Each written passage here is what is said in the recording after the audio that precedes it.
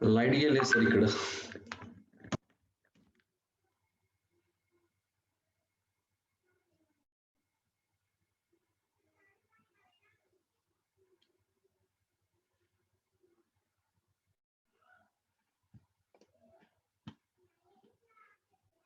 Good morning Deshpande madam, डोके sir.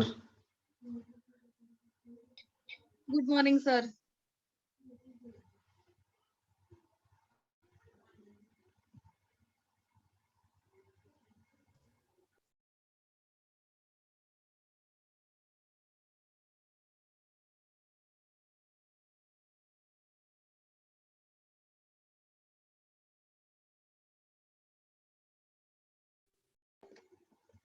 Madam पुढचा session कसं करायचं, कंटिन्यू करायचा का?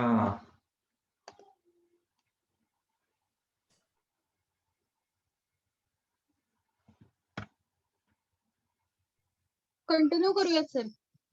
हा, मग आपल्याला कोकाटे सरांना तसं सांगितलं पाहिजे आणि कांबळे सर. फोन करते सर त्यांना. हा, कांबळे सरांचा परत काय रिप्लाय काय?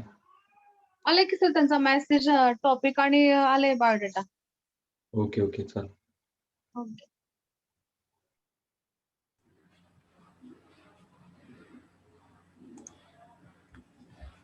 गुड मॉर्निंग मोरे सर. Good morning. अगोदर घेताय का पुढचं सेशन, लगेच घेताय का एका मागो एक? हा, मध्ये गॅप न देता पुढचं कंटिन्यू करायचं म्हणतोय. मग व्हॅलिडिटी पण लवकर येईल. हो हो हो, त्याची चालेल कल्पना सर. द्यावी लागेल आपल्याला साहेबांना.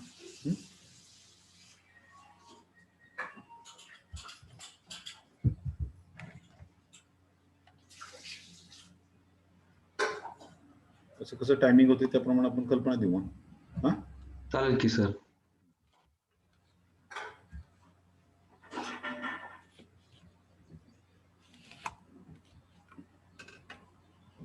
पहिलं काय खंडागळे सरांचं आहे का आज आपले सर 2 ग्रुप आहेत. हा, बर. त्यामध्ये पहिला आहे ते आता कॉम्प्युटर सायन्स खंडागळे सर आणि वाघमारे सरांचा आहे. बरोबर. 11 ते 12, 12 ते 1. आणि त्याच्या पुढं केमिस्ट्री आणि फॉरेन्सिक सायन्स साठी आहे दुसरा पुढचा ग्रुप. त्याचे पण 2 लेक्चर आहेत, कोकाटे सरांचं एक आहे आणि कांबळे सरांचं आहे. Okay okay. मग 1 ते 2 आपण कसं गॅप दिलेला नाहीये आजच्या ह्याच्यामध्ये. नाही दिला काय? आपला जो सेकंड डेचा शेड्यूल जो दिलेला आहे त्याच्यामध्ये कंटिन्यू ठेवलेत लेक्चर आपण. 11 ते 12, 12 ते 1, 1 ते 2 आणि 2 ते 3. आणि 3च्या पुढं आपलं व्हॅलिडेटरी फंक्शन आहे सर.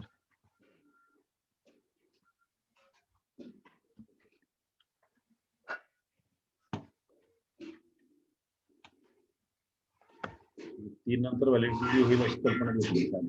चालेल. हो सर, चालेल की. देशपांडे मॅडम आहे, असू दे ना.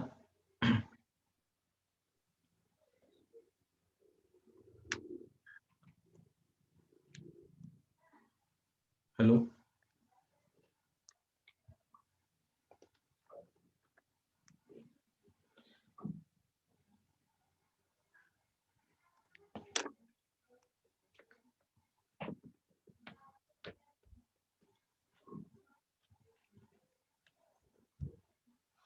चालेल सर.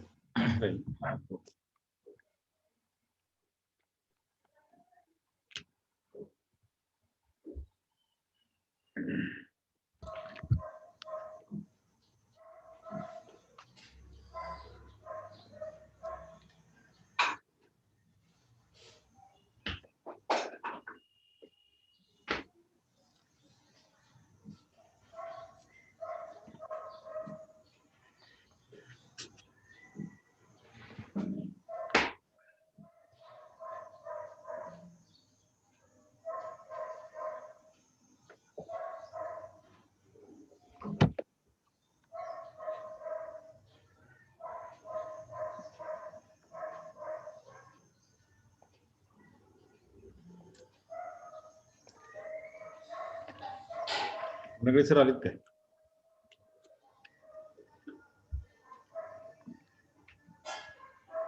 Sir Khandagale sir. हा, एक मिनिट सर, फोन झाला होता त्यांचा. ते कॉलेजवरून अटेंड करणार आहेत. बरोबर, कॉलेज आले, जॉईन झालेत ते. ओके, इंट्रोड्यूस करून मग करा सुरुवात. चालेल.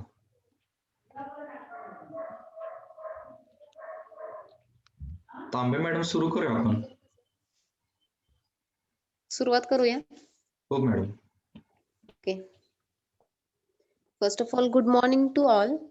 I feel privileged to extend my warm welcome to all present here in this second day of 2 days welcome workshop on project design, develop, demonstrate, patent, prototype, presentation, publication, that is PD3P4, organized by Yashwantrao Chavan Institute of Science, Satara, for PG and UG students under the Rayat Vijnan Prakalpa.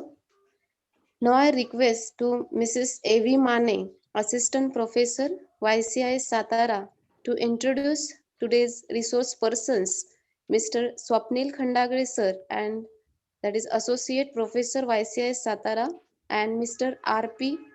Wagmare, Assistant Professor, YCIS Satara. Over to you, ma'am. Thank you, ma'am. Hello, good morning, everyone. I am here today to introduce this session's resource person, Mr. Swapnil Khandagare. He had done MSc in Computer Science and having 4 years of experience in Vascope Softwares, Satara, and 10 years of teaching experience. He is currently working in the Yashwantrao Chavan Institute of Science, Satara, as an assistant professor. And today he is going to guide us on the topic project development in academics. Thank you, sir. Thank you, ma'am.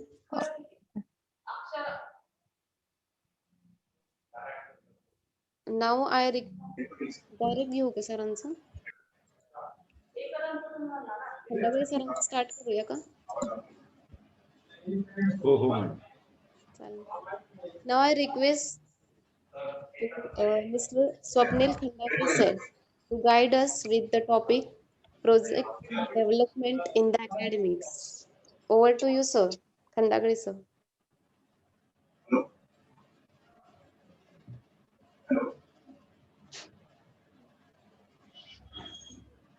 Yes, sir.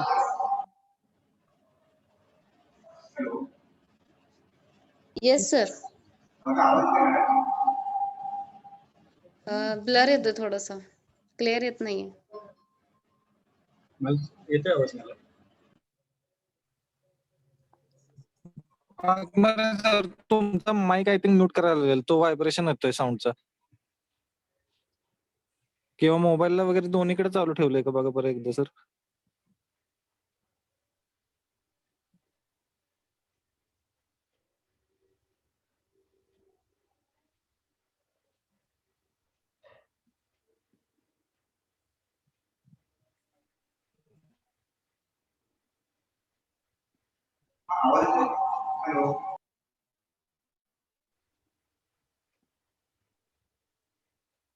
Yes, sir. You are नाही, audible, आवाज येत नाही sir. but not clear.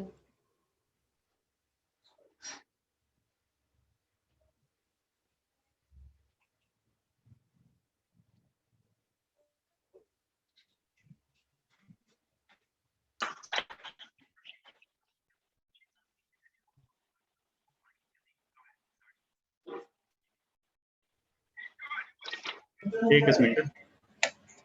हा, hello, आवाज हा Yes, sir. येतो sir, clear आहे. ठिकाणी येतंय. Yes.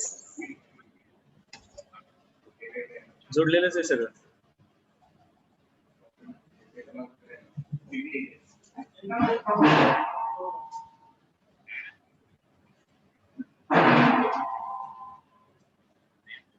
बसलाय जेवायला.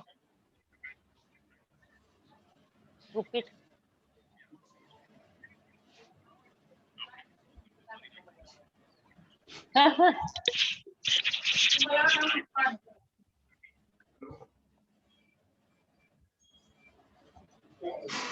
हॅलो. नाही. हा येतोय सर.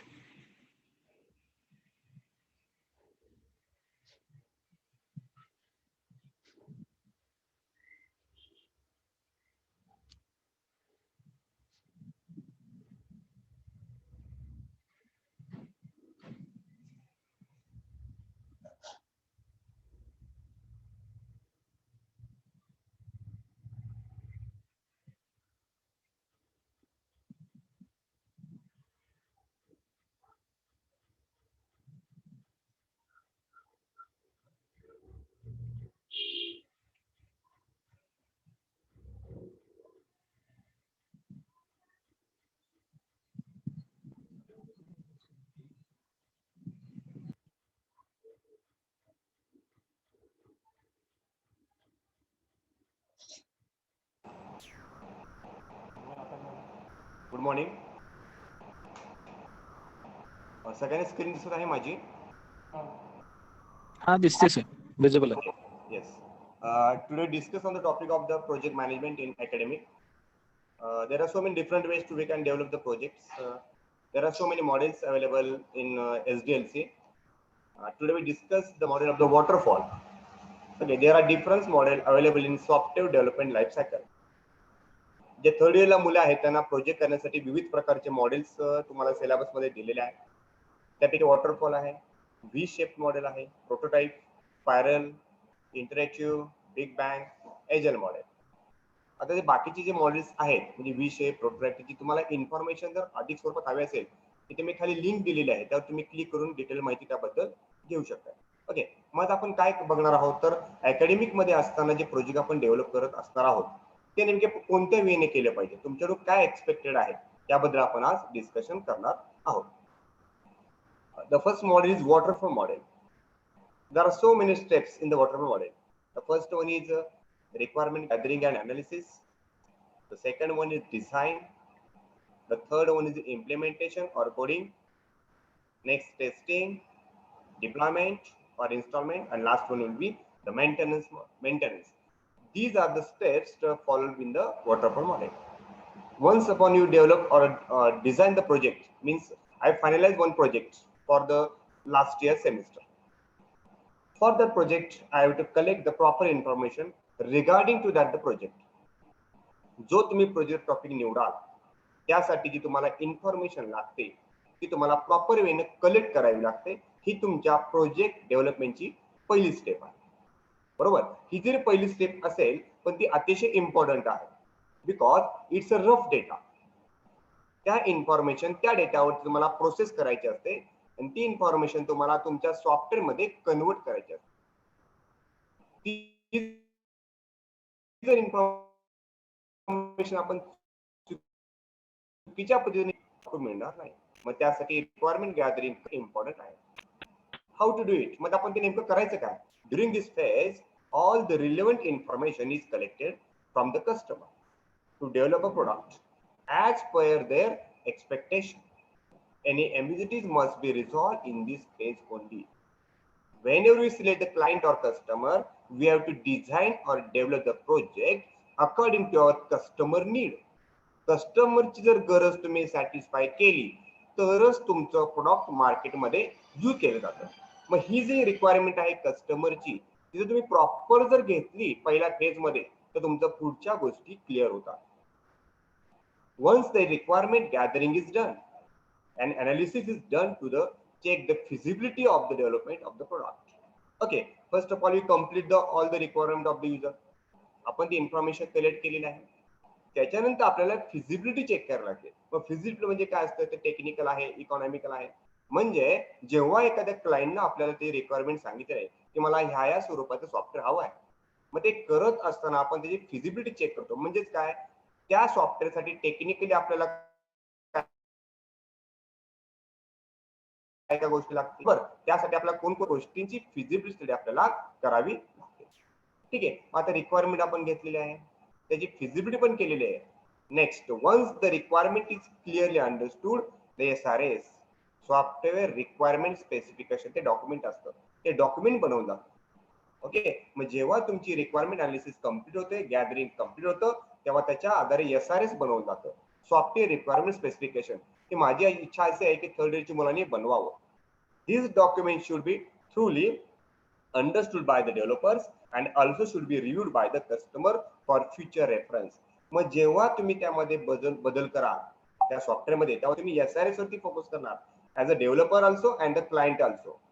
SRS वरती फोकस करून त्याच्यावरती आपण सॉफ्टवेअर बनवत असतो. मग जर काय बदल करावे असतील आपण SRS मध्ये चेक करतो आणि करस्पॉन्डिंग चेंजेस करतो. Means the output of the requirement gathering and analysis is the SRS software requirement specification. हे तुमच्या पहिल्या फेजचा आउटपुट असतं ज्याच्यामध्ये क्लायंटच्या रिक्वायरमेंट, फिजिबिलिटी स्टडी या सर्व गोष्टी आपण त्या ठिकाणी ऍड करत असतो. मग नेमकं इन्फॉर्मेशन गॅदर कशी करावी त्यासाठी टूल्स कोणकोणते आहेत ते आपण बघूया. इंटरव्ह्यू आहे, क्वेश्चनरी आहे, ऑब्झर्वेशन आहे, सर्व आहे. Okay, with the help of interview we can collect the information requirement for our project. There are two types of interview, open-ended or closed-ended. Select any one of them. You have to develop the proper question for that. With the help of that question, you properly get the information or proper get the need of the customer. प्रश्न असे असावे की ज्याचे उत्तर तुम्हाला मिळाल्यानंतर कस्टमरची proper need तुम्हाला कळायला हवी. सेम क्वेश्चनरीच्या बाबतीत असतं. आता इंटरव्ह्यू कसं आपण फेस टू फेस कम्युनिकेशन करत असतो. ठीक आहे, मग आपण वाटलं की आपल्याला फेस टू फेस कम्युनिकेशन करायचं नसेल, तुम्ही क्वेश्चनरी बनवा. त्याचे पण ओपन क्लोज असे दोन प्रकार आहेत. मग ती क्वेश्चन तुम्ही बनवायची, क्लायंटला तुम्ही द्यायची, त्या क्वेश्चननुसार क्लायंट त्या ठिकाणी आन्सर प्रोव्हाइड करतो. त्या आलेल्या डेटावर तुम्हाला प्रोसेस करून proper information you have to prepare ती बनवावी लागते. Third, observation. मग तुम्ही क्लायंट साईडला जावा, त्या ठिकाणी बघा की त्यांनी कशा प्रकारे फाईल कीप केलेला आहे, त्याला रिक्वायरमेंट कशा पद्धतीने हवे आहे, हाऊ दे प्रिपेअर रिपोर्ट, त्या सर्व गोष्टी तुम्ही ऑब्झर्व करा. त्याच्या आधारे तुमचा रफ डेटा बनवा आणि त्याच्यावर ते नेक्स्ट स्टेप तुमची प्रोसेसिंग डिझाईन वगैरे होऊ शकते. The last is survey. The survey is one of the kind of observation. मग तुम्ही सर्वेच्या माध्यमातून इन्फॉर्मेशन कलेक्ट करू शकता. Basic purpose of what you have to collect the information from these tools. These are the information gathering tools. Once you have the collect the information, prepare the feasibility study, the SRES software requirement specification. Okay.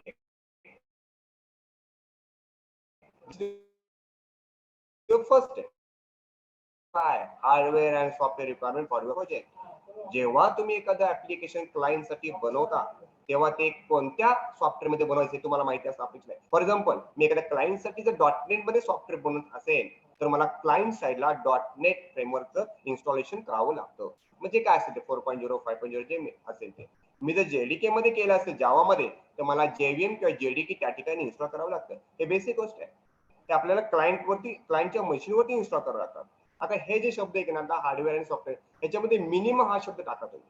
The minimum requirement of hardware and software. मग आता for example RAM कितीची लागेल माझं project software properly run होण्यासाठी, you have to specify that. तुम्हाला ते specify करावं लागतं. हे सेकंड स्टेप आहे. हे ऍक्च्युअली कशामध्ये येतं, तुमच्या अनालिसिस मध्ये ह्या गोष्टी येत असतात. म्हणजे हार्डवेअरचे स्पेसिफिकेशन आणि सॉफ्टवेअरचे स्पेसिफिकेशन तुम्हाला त्या ठिकाणी रिकमेंड किंवा प्रेफर करावे लागतात क्लायंटसाठी. Okay, first we complete the first phase, that is the analysis. The second will be design. In this phase, the requirement gathered in the SRA document is used as an input and a software architecture that is used for the implementing system development is derived. Means the output of the first phase, that is SRS. आणि त्या SRS मध्ये क्लायंटला जे जे काय हवंय त्यानं सगळं specify केलेलं असतं. मग त्या SRSच्या आधारे आपण काय करतो तर आपलं प्रॉपर डिझाईन करतो. मग डिझाईन करता आपण डिरेक्टली फॉर्म किंवा डेटाबेस डिझाईन करत नाही. You have to prepare the first DFD and ERD. So what is ERD then? Entity relationship diagram. In that ERD you have to specify the tables and relationship. मग table म्हणजे काय, तर क्लायंटची requirement आपण घेतल्यानंतर तुम्ही तुमच्या लॉजिक वापरून त्या ठिकाणी कोणकोणते टेबल्स बॅकएंडला वापरायचे असतील त्याची एंटिटी म्हणून तुम्हाला ERD मध्ये स्पेसिफाय करावी लागते. मग नुसतं टेबल देऊन चालत नाही, तर टेबल मध्ये रिलेशन काय आहे ते पण तुम्हाला त्या ठिकाणी स्पेसिफाय करावे लागतात. मग प्रायमरी की असेल, फॉरेन की असेल, त्या सर्व डेटाबेसचे कन्सेप्ट तुम्हाला त्या ठिकाणी युटिलाइज करावे लागतील. आपण इथे काय करतो, आपण जस्ट डेटाबेस किंवा डिरेक्टली डेटाबेस बनवत नाही, आपण जस्ट डिझाईन करतोय. मग ते ERD वरून स्पेसिफाय होतं. त्या ERD वरून इझिली कळतं की तुम्हाला तुमच्या कन्सेप्ट किंवा बॅकएंड मध्ये काय काय गोष्टी करायच्या आहेत. Okay, after that you have to prepare the DFD, that is data flow diagram. So what is data flow? The data flow is nothing but the actual working of your system. What is the first step? What is the second step? तुम्हाला example तुम्ही सांगतो. जर मी एखादी website बनवली, website बनवत असताना जर मला ऑथेंटिकेशन घ्यायचं असेल तर माझी पहिली स्टेप असेल चेक ऑथेंटिकेशन. बरोबर, ही फर्स्ट प्रोसेस. मग ऑथराइज पर्सन जर असेल तरच मी त्याला परमिशन दिली पाहिजे वेबसाईट यूज करण्याची. That is second step. बरोबर, मग ह्याला डेटा फ्लो म्हणतात. मग डेटा फ्लो तुम्ही प्रॉपरली युटिलाइज त्या ठिकाणी करायला लागतो. मग DFD मध्ये काय असतात, तर लेफ्ट हँडला इनपुट, राईट हँडला आउटपुट. हे तुम्हाला झालं असेल, शिकवलं असेल. Okay, the output of the first step or the output the first process is the input for the second one. अशा पद्धतीने DFD ड्रॉ करायची. DFD वरून काय कळतं, तुमच्या सिस्टमचा फ्लो कळतो, आणि ERD वरून काय कळतं, तुम्ही कोणकोणती इन्फॉर्मेशन बॅकएंडला सेव्ह करणार ती इन्फॉर्मेशन कळते. मग DFD आणि ERD वरून तुमची सिस्टम बऱ्यापैकी समजली जाते. त्यामुळे ह्या दोन गोष्टीकडे दुर्लक्ष करू नका. You have to properly design the DFD and ERD in the design phase. Okay, after design we have to use the coding. Okay, मग जी तुम्हाला लँग्वेज तुम्ही कम्फर्टेबल आहात ती लँग्वेज तुम्ही कोडिंग साठी यूज करा.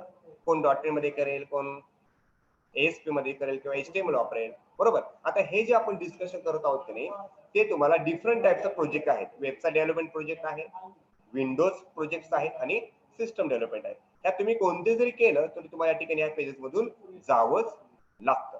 ओके, मग कोडिंग करत असताना कोणकोणत्या गोष्टी आपण विचार केला पाहिजे, तर कोडिंग साठी आपण सोर्स कोड त्याला म्हणतो. Okay, the source code must be limited. LOC line of code त्या ठिकाणी कमी हवा आहे. जेवढा तुमचं कोडिंग कमी तेवढा तुमच्या प्रोजेक्टची कॉस्टिंग जास्त असते. Okay, all the component of the software are implemented.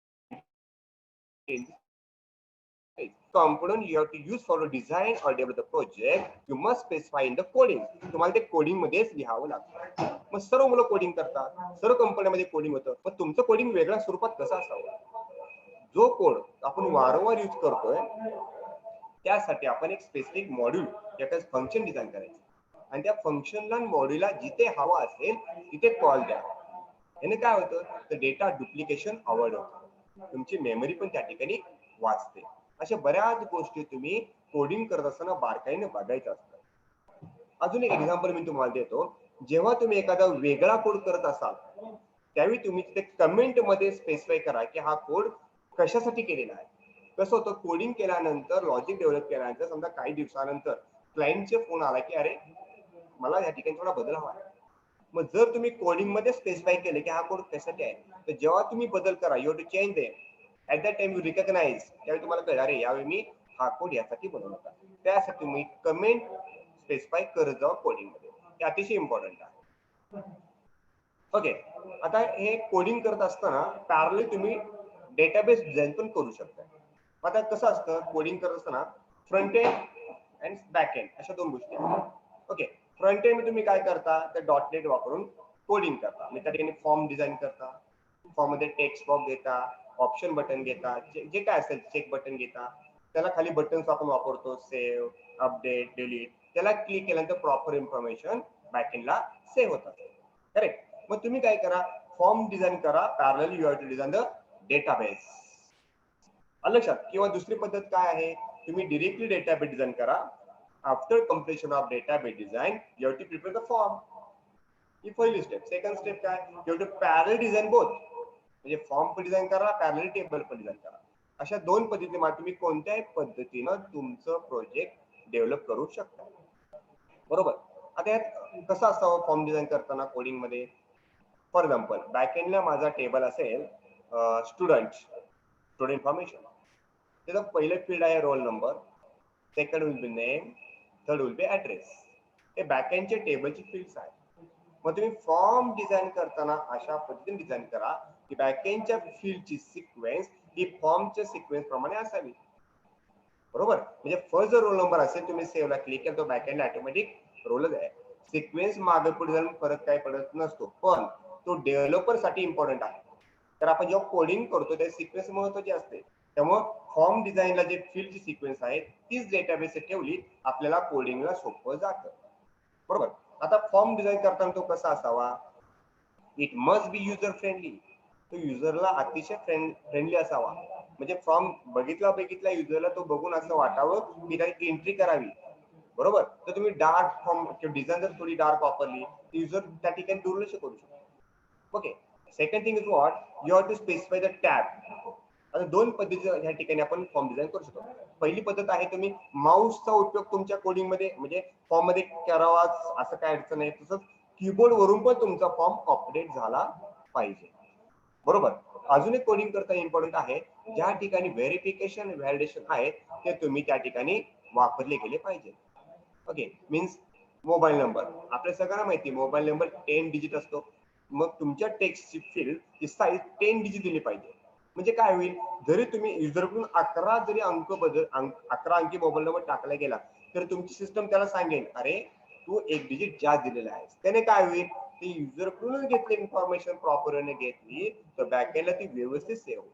त्याला व्हेरिफिकेशन म्हणतात. तुम्ही ते काळजीपूर्वक करा.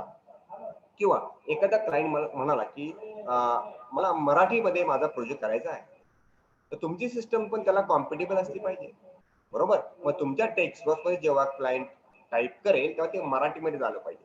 हे बेसिक रिक्वायरमेंट क्लायंटची असते आणि ते आपलं सॅटिस्फाय करणं आपलं काम आहे. मग ते कसं करतात, काय करतात, ते एवढं काय डिफिकल्ट नाहीये. तुम्ही टेक्स्ट बॉक्सचा फॉन्ट चेंज केला की ऑटोमॅटिक त्या ठिकाणी तो फॉन्ट तुम्हाला इन्स्टॉल किंवा तो फॉन्ट बॅकएंडला कंट्रोल पॅनलमध्ये जाऊन इन्स्टॉल करावा लागतो. केल्यानंतर तो फॉन्ट तुमच्या कोडिंगमध्ये डिस्प्ले केला जाऊ शकतो. हे बेसिक रिक्वायरमेंट आहे, बरोबर. आता हे कोडिंग करताना तुम्ही ऑथेंटिकेशन पण केलं पाहिजे. पहिला फॉर्म लॉग इनचा असतो, बरोबर. तो लॉग इन प्रॉपर डिझाईन करा. इन्फॉर्मेशन फिलअप करताना ऑथराइज युजर असेल तर त्याला आतले ऍक्सेस द्या. हे तुम्हाला छोटंसं उदाहरण देऊन सांगतो. जेव्हा मी एखादी सिस्टम बनवतो त्यावेळी त्या ठिकाणी ऍडमिन लेवल असते, सुपरवायझर लेवल असते आणि वर्कर लेवल असते. ओके, मग ऍडमिन जेव्हा लॉग इन होईल तेव्हा कोणकोणते फॉर्म शो करायचे, you have to specify in the coding, ते तुम्हाला कोडिंग मध्ये लिहावं लागतं. सुपरवायझर लॉग इन झाल्यानंतर कोणकोणते फॉर्म शो करायचे हे पण तुम्हाला कोडिंग मध्ये स्पेसिफाय करावं लागतं. त्यासाठी प्रॉपर कोडिंग तुम्ही करणं गरजेचं आहे. हे झालं कोडिंग बद्दल. ओके, आता we have to complete our coding. आपले what we have to test it. आपलं सॉफ्टवेअर आपल्याला टेस्ट करावं लागतं. मग ते टेस्ट कसं करतात, तर टेस्ट करायच्या बऱ्याच पद्धती, अल्फा बीटा. ओके, आता त्यात का आपण जात नाही, मग तुम्हाला बेसिक पद्धत मी सांगतो. सिस्टम मध्ये 15 फॉर्म असतील, तर पहिला फॉर्म घ्यायचा, त्या फॉर्मची डिझाईन टेस्ट करायची, बरोबर. इनपुट कसं जाते त्याचा फ्लो बघायचा.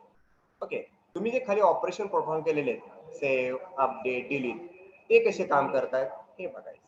आता हे करताना कोण, समजा फॉर एक्झाम्पल आम्ही 4 जण आहोत, टीम मेंबर 4 जण आहोत, आम्ही ते सिस्टम बनवले आहे, तर टेस्ट करताना आधी आम्ही टेस्ट करणार, त्याच्यानंतर आमचे दुसरे फ्रेंड जे दुसऱ्या ग्रुपमध्ये आहेत त्यांना टेस्टिंगला बसवायचं. कसं होतं माहिती का, जेव्हा मी एखादं सॉफ्टवेअर मी माझ्या पॉईंट ऑफ व्ह्यू बनवतो तेव्हा मी माझ्या पॉईंट ऑफ व्ह्यू टेस्ट करत असतो. जेव्हा थर्ड पर्सन तो चेक करतो तेव्हा आपल्याला मॅक्सिमम एरर त्या ठिकाणी बघायला मिळतात. त्यामुळे टेस्टिंग करत असताना तुम्ही कॉलेज अकॅडमिक प्रोजेक्ट साठी दुसऱ्या टीम मेंबर कडून तुमचं सॉफ्टवेअर टेस्ट करून द्या. याने काय होतं, तुमचे डिफेक्ट्स तुम्हाला इथेच फाइंड आउट होतात आणि तुम्हाला तिथे फिक्स करता येतात. ओके, हे झालं तुमचं डेव्हलपर साईडला टेस्टिंग. ओके, आता माझं सॉफ्टवेअर टेस्ट झालेलं आहे आणि मी आता ऍक्च्युअली सॉफ्टवेअर क्लायंटला देतोय. मग क्लायंट साईडला पण टेस्टिंग त्या ठिकाणी करावं लागतं. ते कधी करतो आपण, टेस्टिंग झाल्यानंतर नेक्स्ट फेज आहे डिप्लॉयमेंट, त्याला आपण इम्प्लिमेंटेशन किंवा इन्स्टॉलमेंट म्हणतो. Okay, once you have to design or develop your project, you have to install the project on the client side, त्याला आपण डिप्लॉयमेंट म्हणतो. मग इन्स्टॉल करत असताना किंवा केल्यानंतर तुम्हाला त्या ठिकाणी तुमचं सॉफ्टवेअर क्लायंटला टेस्ट करून दाखवायला लागतं. आणि पॅरलल तुम्हाला एक युजर मॅन्युअल बनवायचं असतं तुमच्या सॉफ्टवेअरचं. मग ते युजर मॅन्युअल जेव्हा तुम्ही क्लायंटला देता तेव्हा तो क्लायंट युजर मॅन्युअलच्या माध्यमातून तुमचं सॉफ्टवेअर कसं ऑपरेट करताना कळतं आणि त्यानुसार तो त्या ठिकाणी ऑपरेट करू शकतो. Okay, UAT, user acceptance testing त्याला म्हणतात. क्लायंटला जे आपण टेस्ट करतो की नाही त्याला म्हणतात युजर ऍक्सेप्टन्स टेस्टिंग. ठीक आहे, आता सॉफ्टवेअर बनवलेलं आहे, क्लायंट साईडला दिलेलं आहे आणि तो वापरत पण आहे. After some days the last phase will the maintenance. Okay, client साईडला सॉफ्टवेअर इन्स्टॉल केल्यानंतर त्याला काय काय बदल हवे असतात. Once the client use the software, he get a new idea, त्याला नवीन आयडिया येतात. मग तो आपल्याला काय सांगतो की मला ह्या फॉर्म मध्ये हा बदल हवा आहे, I to report in this way, मला रिपोर्ट अशा पद्धतीने हवा आहे. मग ते जे बदल आपल्याला करावे लागतात ते सर्व बदल आपल्या मेंटेनन्स फेज मध्ये येत असतात. मग आपला रोल काय राहतो, मग क्लायंट जसे रिक्वायरमेंट सांगेल तसा बदल त्याला आपण करून द्यायचा आणि तो बदल करून देत असताना आपल्याला आपल्याकडे स्पेसिफाय करायला लागतं. ओके, मग आपण काय करतो, समजा पहिला बदल केला तर क्लायंट साईडच्या सॉफ्टवेअरचं पहिलं व्हर्जन, सेकंड बदल केला तर सेकंड व्हर्जन, त्याला अपडेट म्हणतात. आपण आपल्या साईडला क्लायंटने जेवढा बदल सांगितले आहेत तेवढं आपण आपल्याकडे अपडेट करायचे असतात. आता मेंटेनन्स मध्ये कसं असतं, तर बऱ्याच कंपन्या एएमसी देतात, अॅन्युअल मेंटेनन्स कॉन्ट्रॅक्ट. मग एएमसी म्हणजे काय, इन्स्टॉलमेंट केल्यानंतर वर्षभर सॉफ्टवेअर डेव्हलपरनं त्यांना मेंटेनन्स द्यायचा असतो. त्याचे आपल्याला ते चार्जेस वेगळे लावत असतात. मग आपण ते वेगळे म्हणजे सॉफ्टवेअरची प्राइस वेगळी आणि AMC ची प्राइस वेगळी असते. किंवा काय काय जण काय करतात, तर AMC प्राइस सहित सॉफ्टवेअर क्लायंटला विकत देत असतात.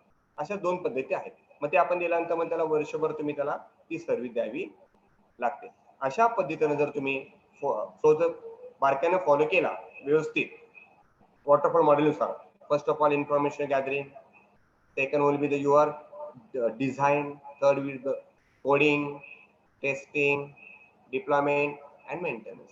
ह्या जर स्टेप्स नंतर तुम्ही तुमचं सॉफ्टवेअर डिझाईन केलं तर मला नाही वाटत पुढे अडचणी येतील. फक्त प्रॉब्लेम काय होऊ शकतो, तर तुम्ही ते डेटा बी डिझाईन कराल आणि म्हणजे कोडिंग फेज सगळ्यात इम्पॉर्टंट आहे. Actually all the phase are important. मग कोडिंगला काय, तर कोडिंग हे ऍक्च्युअली तुमचं front end back end connect करत असतं. त्यामुळे तुम्हाला त्याच्यावरती फोकस करणं गरजेचं आहे. मग तुमचे अकॅडमिक इयरमध्ये जो मेजर प्रोजेक्ट असतो, ओके, त्याला 2 किंवा 3 विद्यार्थी असतील. मग तुम्ही कसं करा, म्हणजे माझी आयडिया मी तुम्हाला सांगतो. जेव्हा तुम्ही प्रोजेक्ट असाइन करता किंवा तुम्हाला प्रोजेक्ट दिला जातो, तेव्हा तुम्ही प्रोजेक्टच्या प्रत्येक फेजला सर्व टीम मेंबरनी इन्व्हॉल्व्ह व्हा. असं नको की समजा मला जर कोडिंग चांगलं जमतं मी कोडिंग करणार, ओके, माझ्या मित्राला डिझाईन जमतं डिझाईन करा, असं करू नका. प्रत्येक फेजला तुम्ही प्रत्येकाने इन्व्हॉल्व्ह व्हा. त्यानं काय होईल, तुम्हाला पूर्णपणे सिस्टम कळेल. बरोबर. आणि ही तुमची बेसिक स्टेप आहे. आणि जेव्हा तुम्ही तुमचं BSc BCS BO कम्प्लीट कराल आणि जेव्हा पुढे MSc कराल आणि कंपनी जॉईन व्हाल, तेव्हा तुम्ही ऍज अ ज्युनियर डेव्हलपर म्हणून जॉईन होत असता. बरोबर. नंतर मग senior developer, project manager, team leader, project manager, अशा ते स्टेप्स असतात.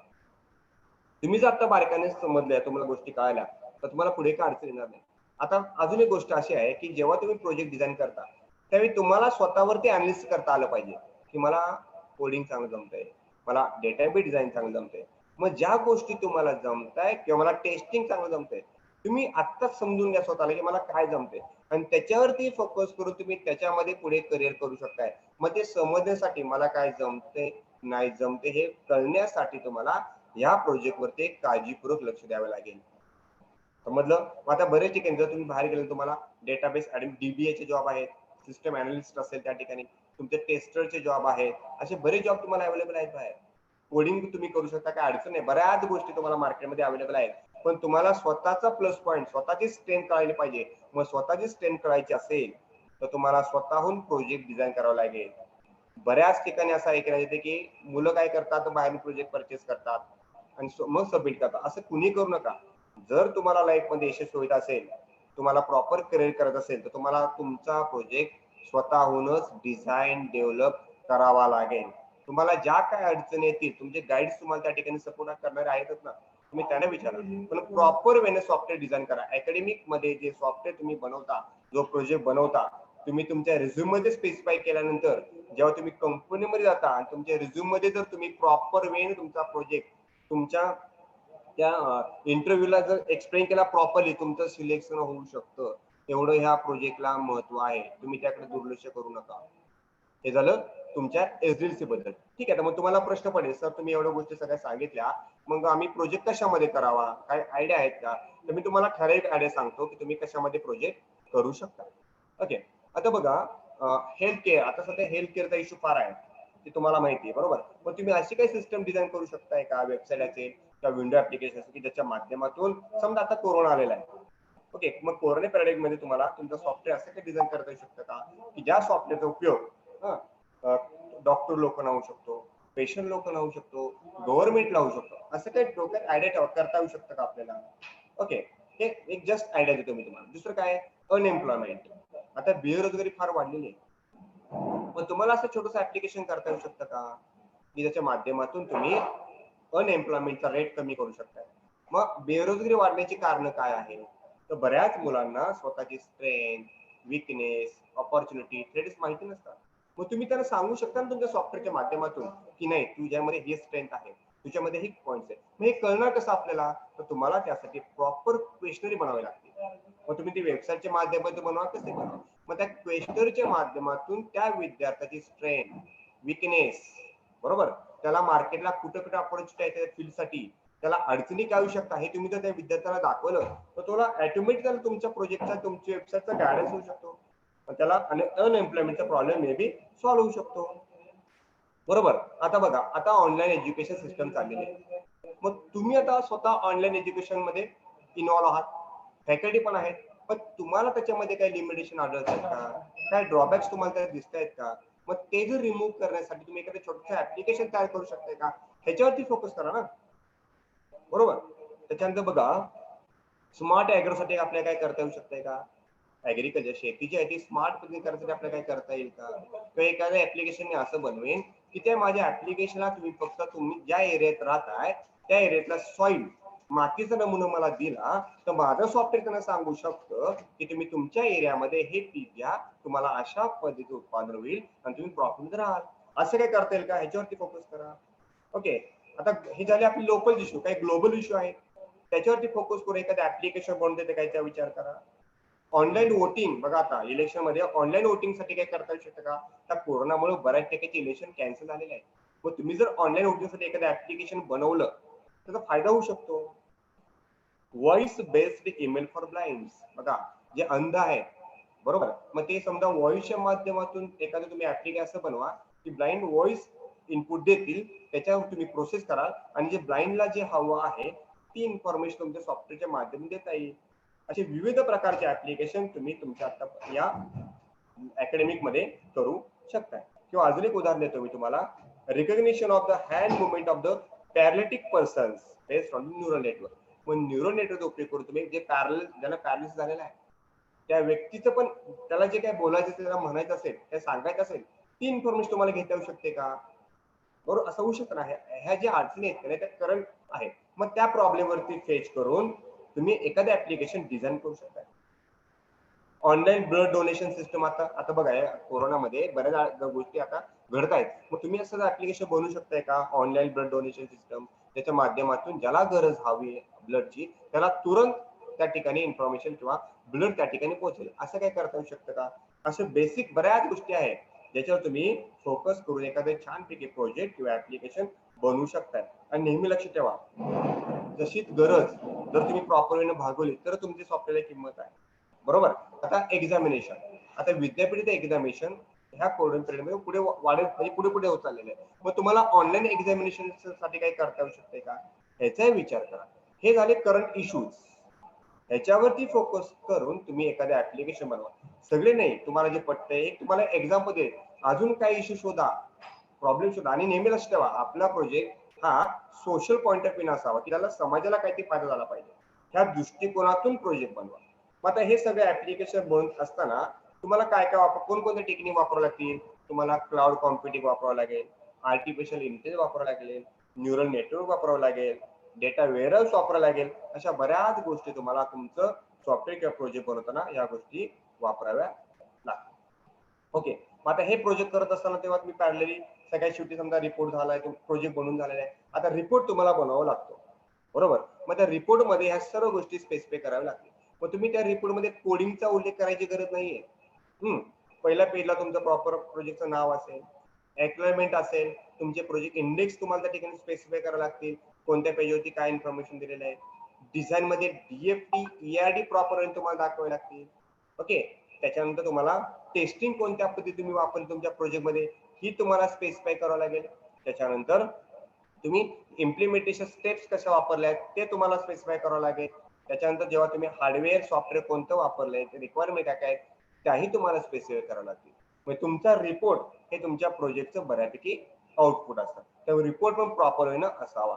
आणि अजून तुम्हाला सांगतो पॅरलली जर तुम्ही रिपोर्टला SRS जोडल्या, सॉफ्टवेअर रिक्वायरमेंट स्पेसिफिक, हे वेगळे डॉक्युमेंट आहे जे आपण सुरुवातीला अनालिसिस मध्ये करतो, ते जर तुम्ही प्रॉपर वेने जोडलं तर जे गाईड तुमचे गाईडला पण त्याचा फायदा होईल आणि जे तुमचे एक्झामिनर आहेत त्यांनी प्रॉपर वेने कळेल की ह्या मुलानं अतिशय उत्कृष्ट पद्धतीने अकॅडमिक प्रोजेक्ट केलेला आहे. आता माझा पुढचा मुद्दा असेल की तुम्ही मार्क्स मिळवण्यासाठी प्रोजेक्ट करू नका, तुम्ही त्यातून प्रॉपर नॉलेज घ्या. हा तुमचा बेस आहे, त्याच्यावरती फोकस करा आत्ताच, पण तुम्हाला पुढच्या अडचणी तुमच्या इझिली सॉल्व्ह होतील, म्हणजे ऍक्च्युली येणारच नाही अडचणी. आणि प्रोजेक्ट करताना सोशल पॉईंट ऑफ व्ह्यू नेहमी लक्षात ठेवा, बरोबर. आधीच्या काळात कसं होतं की समजा एखाद्या मुलानं हॉस्पिटल मॅनेजमेंट सिस्टम बनवलेली आहे, एखाद्या कॉलेज ऍडमिशन सिस्टम बनवलेली, मग तीच आपण वापरतो परत, बरोबर, आणि आपण सबमिट करतो. तसं करू नका. तेव्हा जर तुम्हाला वाटलं नाही मला आता कॉलेज ऍडमिशन सिस्टमच करायची आहे, मग ती जर तुम्हाला बनवायची असेल तर पहिल्या जे कोणी बनवले आहे त्यातले लिमिटेशन शोधा किंवा आता ज्या ठिकाणी कॉल हँडलिंग सिस्टम वापरतायत त्या ठिकाणी जावा, त्यांच्या अडचणी शोधा, ते एका ठिकाणी नोट डाऊन करा आणि त्या प्रॉब्लेम वरती एखादं छोटस मॉडेल डिझाईन करू शकताय तुम्ही. म्हणजे एक्झिस्टिंग सिस्टम वरती पण तुम्ही थोडा रिसर्च करून तुम्ही नवीन सिस्टम बनवू शकता किंवा एखादे नवीनच कन्सेप्ट तुम्ही युटिलाइज करून नवीन ऍप्लिकेशन किंवा नवीन प्रोजेक्ट सुद्धा बनवू शकता. अशा विविध पद्धतीने तुम्ही तुमचं ऍप्लिकेशन किंवा तुमचा प्रोजेक्ट प्रॉपरनं करा. आता हे सगळं झालं तुमच्या SDLC बद्दल. पण हे सर्व करताना तुम्ही पॅरलली डोक्यात फिक्स ठेवा किंवा सुरुवातीला जेव्हा प्रोजेक्ट निवडाल तर फिक्स करा की तुम्हाला कशामध्ये प्रोजेक्ट करायचा. म्हणजे वेबसाईट डेव्हलपमेंट तुम्हाला करायची आहे, अँड्रॉइड ऍप्लिकेशन तुम्हाला करायचं आहे, विंडो ऍप्लिकेशन तुम्हाला करायचंय का सिस्टम ऍप्लिकेशन करायचं, ते आधी स्पेसिफाय करा सुरुवातीला.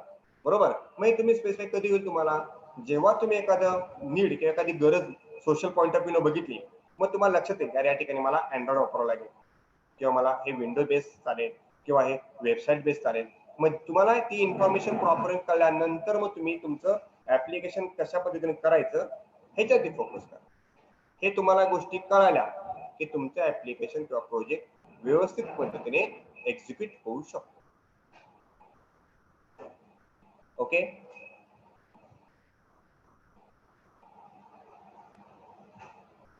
कुणाला काही डाऊट्स असेल तर विचारू शकता.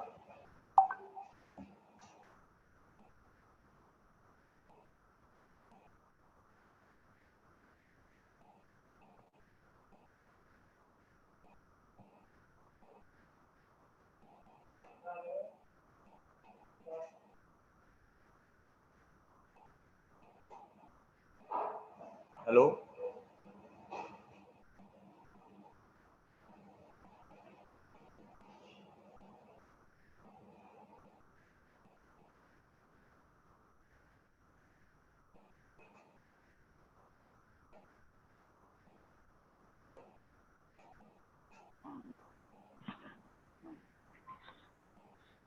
For students, those who have any query, you can ask.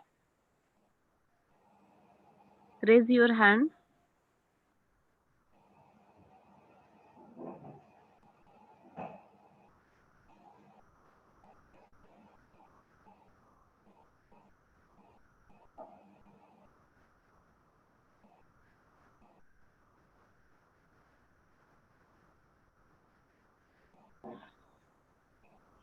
Sir, I hope there is no any doubt.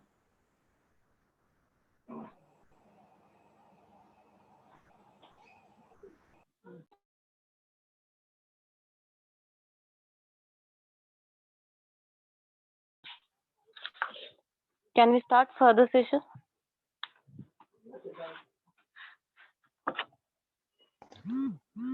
Yes, madam. Okay. Thank you, sir, for sharing deep knowledge, guidance, and discussing so much current subject for the project. Now, I request to Miss A.V. Mane ma'am to introduce next resource person, Mr. R.P. Wagmare, sir.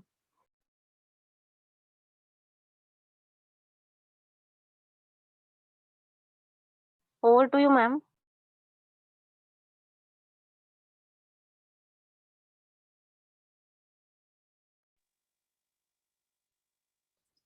Thank you, ma'am. Hello. Hello, everyone. I'm here today to introduce this session's resource person, Mr. R.P. Wagmare. He had done his MSc in Computer Science from Modern College Shivaji Nagar, Pune, and BCS from YCIS Satara. He's having 12 years of teaching experience and is currently working in Yashwantrao Chavan Institute of Science, Satara. He had published 10 research papers and 5 papers have been presented by him. So today he is going to guide us on the patent development. Thank you. Over to you, ma'am. Thank you, ma'am. Now I request to Mr. R.P. Wagmare, sir, to start with the further session on the patent development.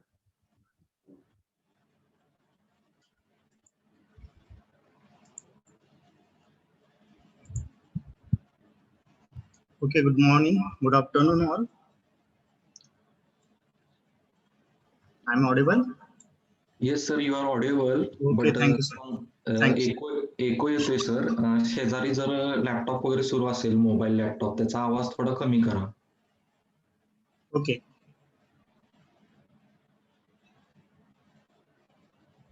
Okay, now it is okay.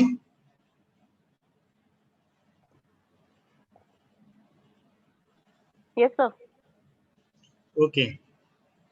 So firstly, I thanks to the committee that I get this opportunity to elaborate my topic, share my some information regarding project or patent or prototype development. So today we discuss what is the patent, what is the patent development ideas. We take some examples also. आपण जो काय आपला session घेणार आहोत त्याच्यामध्ये माझा जो focus आहे तो जास्तीत जास्त हा पेटंट जे काही तयार करावे लागतील आपल्याला. सध्या आपण प्रोजेक्ट वरती बोलतोय, पेटंट वरती बोलतोय, प्रोजेक्ट डेव्हलपमेंट वरती बोलतोय. त्याच्यामधला जो काही पार्ट आहे पेटंट डेव्हलपमेंटचा, ज्यामध्ये प्रोटोटाइप डेव्हलपमेंट किंवा प्रोजेक्ट पेटंट डेव्हलपमेंट असं आपण त्याला आपण म्हणू शकतो, त्याच्यावरती आपण बोलणार आहोत. आणि सगळ्यात महत्वाचं म्हणजे जे काही पेटंट्स रजिस्ट्रेशन करावं लागतं आपल्याला त्याच्याबद्दल थोडस आपण बोलू. आणि काय पेटंट्स तुम्हाला सर्च कशा पद्धतीने करायच्या किंवा आपल्याला पेटंट नक्की कुठे आपल्याला इंटेलेक्चुअल प्रॉपर्टीचे आपले वेबसाईट्स आहेत, गव्हर्नमेंटचे जे ऑथॉरिटीज आहेत तिथून कशा पद्धतीने आपल्याला ते सर्च करायचं ते आपण बोलणार आहोत. सो हे थोडंसं आपण काही ठिकाणी आपल्याला माहिती असलं पाहिजे. How we can select the topic. कुठलाही प्रोजेक्ट करताना जसं मगाशी खंडागळे सरांनी सांगितलं किंवा अगोदर सुद्धा तुम्ही त्याच्याबद्दल काय ऐकलं असेल तर कुठलाही प्रोजेक्ट सिलेक्ट करताना, पेटंट सिलेक्ट करताना त्याचा जो काही टॉपिक आहे, so we have to select a interested topic so we can create a patent on which. Background reading असेल, त्याच्यामध्ये talk about the research idea असेल. हा जो फोकस आपला आहे, जो फोकस आपला ब्रॉड असला पाहिजे, नॅरो माइंडेड आपला फोकस असला नाही पाहिजे. त्याच्यानंतर आपण टॉपिक सिलेक्ट करताना, चूज करताना तो पूर्णपणे समजला पाहिजे किंवा त्याच्यात जे काही मटेरियल अवेलेबल आहे, ज्यामध्ये गुगल स्कॉलर असेल किंवा इंटेलेक्चुअल प्रॉपर्टी बद्दल आपण जे काही बोलणार आहोत आज आपण ते असेल, त्याच्याबद्दल आपण काही फोकस क्वेश्चन आपले जे असणार आहे त्याच्याबद्दल आपल्याला माहिती असणं गरजेचं आहे. आपण जो काही रिसर्च टॉपिक करणार आहोत त्याच्याबद्दल आपल्याला जास्तीत जास्त आपल्याला आर्टिकल्स आपले असतील ते आर्टिकल आपल्याला वाचले पाहिजेत, जेणेकरून आपला जो प्रोजेक्ट किंवा पेटंट आपल्याला प्रोटोटाइप डिफाईन करायचा आहे त्याच्यावरती आपण काम करू शकू.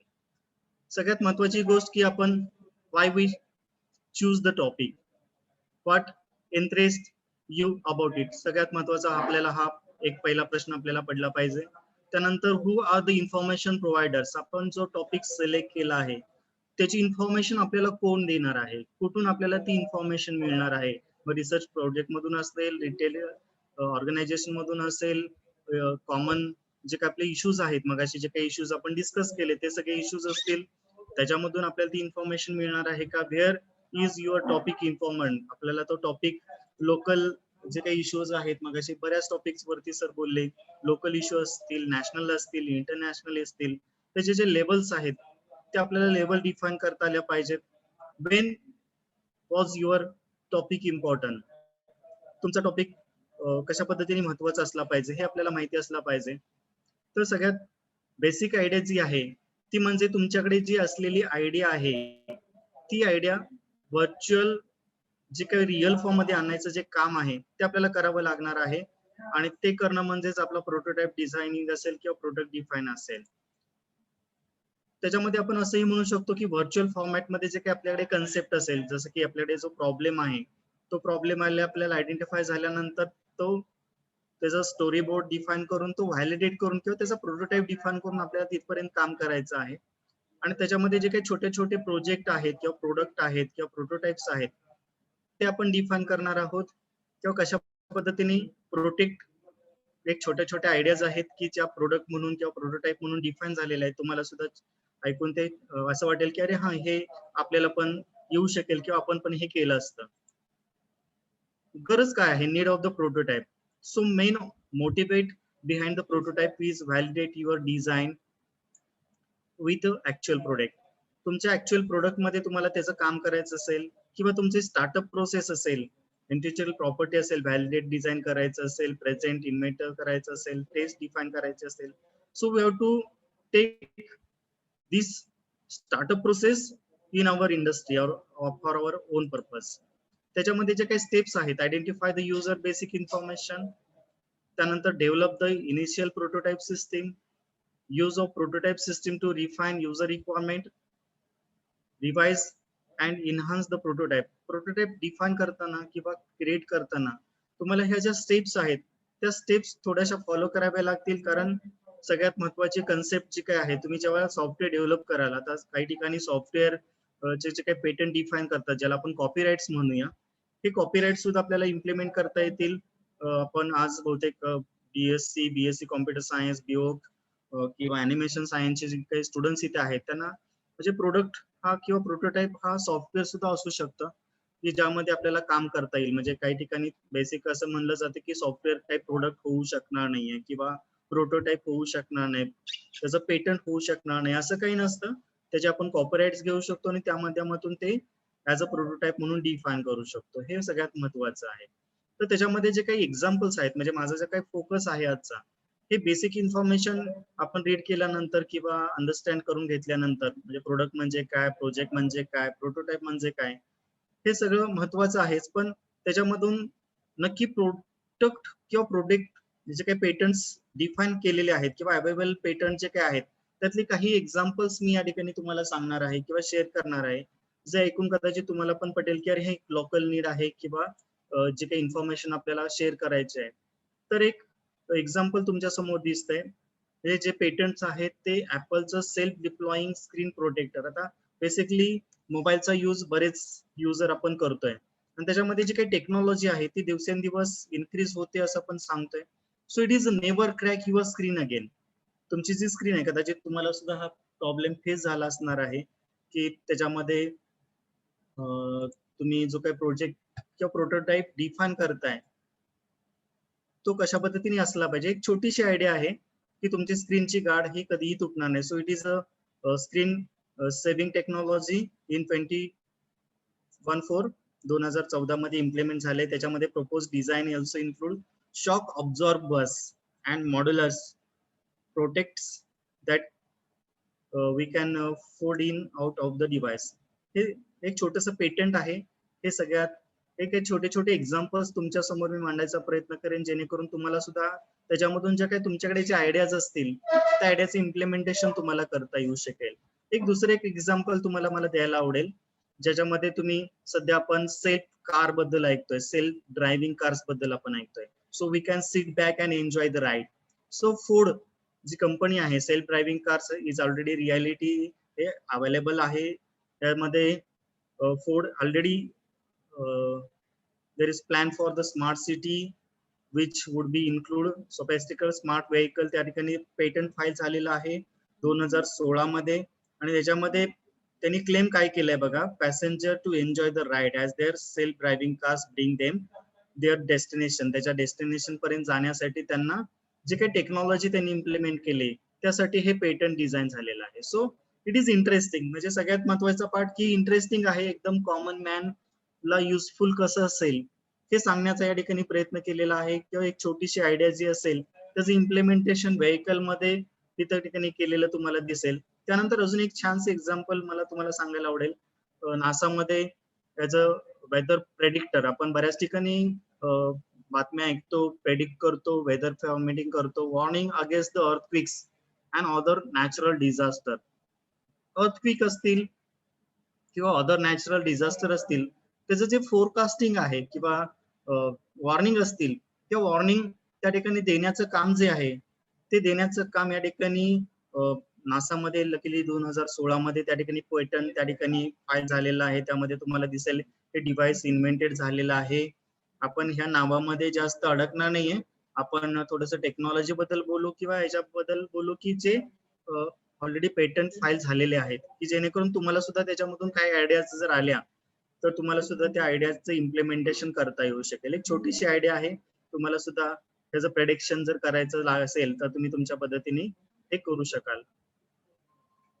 हे एक दुसरं एक्झाम्पल आहे नाईकचा गोल्फ ग्लासेस. गोल्फ ज्यांना माहिती आहे गेम, त्याच्यामध्ये हा जो डिव्हाइस दिसतोय ते गोल्फची जी स्टिक असते ही स्टिक तुम्हाला दिसते आणि त्याच्यामध्ये त्यांचे जे इन्व्हेन्शन आहे ते काय आहे तर बॉल ट्रेकिंग सिस्टीम आहे. आता बॉल ट्रेकिंग सिस्टीम म्हणजे काय, it is a processor that can complete multiple outcome of your skiing.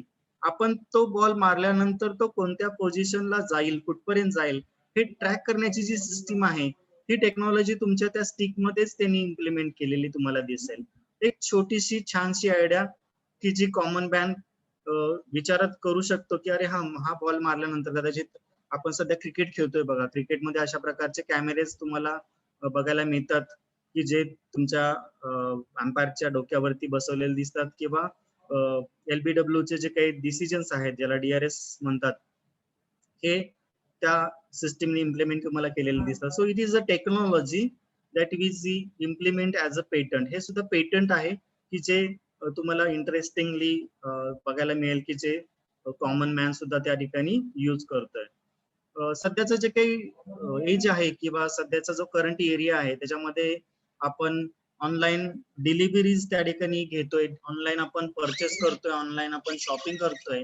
आणि अमेझॉन जे काय आहे तुम्हाला अमेझॉन सुपर ड्रोन जो आहे, तुम्हाला जो ड्रोन दिसतोय, ड्रोन कॅमेराचे ऍप्लिकेशन बऱ्याच ठिकाणी इम्प्लिमेंट झालेले आहेत. पण ह्यामध्ये जो काही तुम्हाला दिसतोय ऍप्लिकेशन की ज्यामध्ये it is a toyed using drone technology for the deliver for some time. हे डिलिव्हरीसाठी जे काही प्रोडक्ट आहेत हे प्रोडक्ट डिलिव्हरीसाठी त्या ठिकाणी केले जातात. त्याचं सुद्धा पेटंट त्या ठिकाणी फाईल आहे. त्यानंतर एक छोटीशी आयडिया आहे बघा, इट इज ऍग्रिकल्चर मध्ये हे वॉलमार्ट रोबोटिक बीज आहेत की आता बऱ्याच ठिकाणी बॉटनी किंवा ज्यांचा एरिया थोडंसं ऍग्रिकल्चर असेल त्यांना हे समजू शकेल की याच्यामध्ये प्रपोज डिझाईन जे आहे त्याच्यामध्ये कॅमेराज इन्क्लूड केलेले आहेत. आणि ज्या काही मधमाशासारखा जो रोबोट दिसतोय तुम्हाला, ऍक्च्युली ही मधमाशीच आहे पण त्याच्यासारखा जो रोबोट आहे तो काम काय करेल, पॉली नेटचं जे काम असतं ते काम या ठिकाणी हा रोबोट करेल. जेणेकरून आपल्याला आर्टिफिशियल जर आपल्याला काही प्लांटेशन करायचं असेल, आता टेक्नॉलॉजीमध्ये बऱ्याच ठिकाणी आपण हे यूज करतोय की जे ऍग्रिकल्चर मध्ये यूज केलं जातं. हे छोटे छोटे बीज आहेत वॉलमार्टने त्या ठिकाणी रोबोट्स इम्प्लिमेंटेशन या ठिकाणी केलेलं आहे. आणि त्याच्यामध्ये तुम्हाला तो जो काही डिव्हाइस आहे तो तुम्हाला ऍग्रिकल्चर म्हणून एक मधमाशासारखंच तो काम करेल.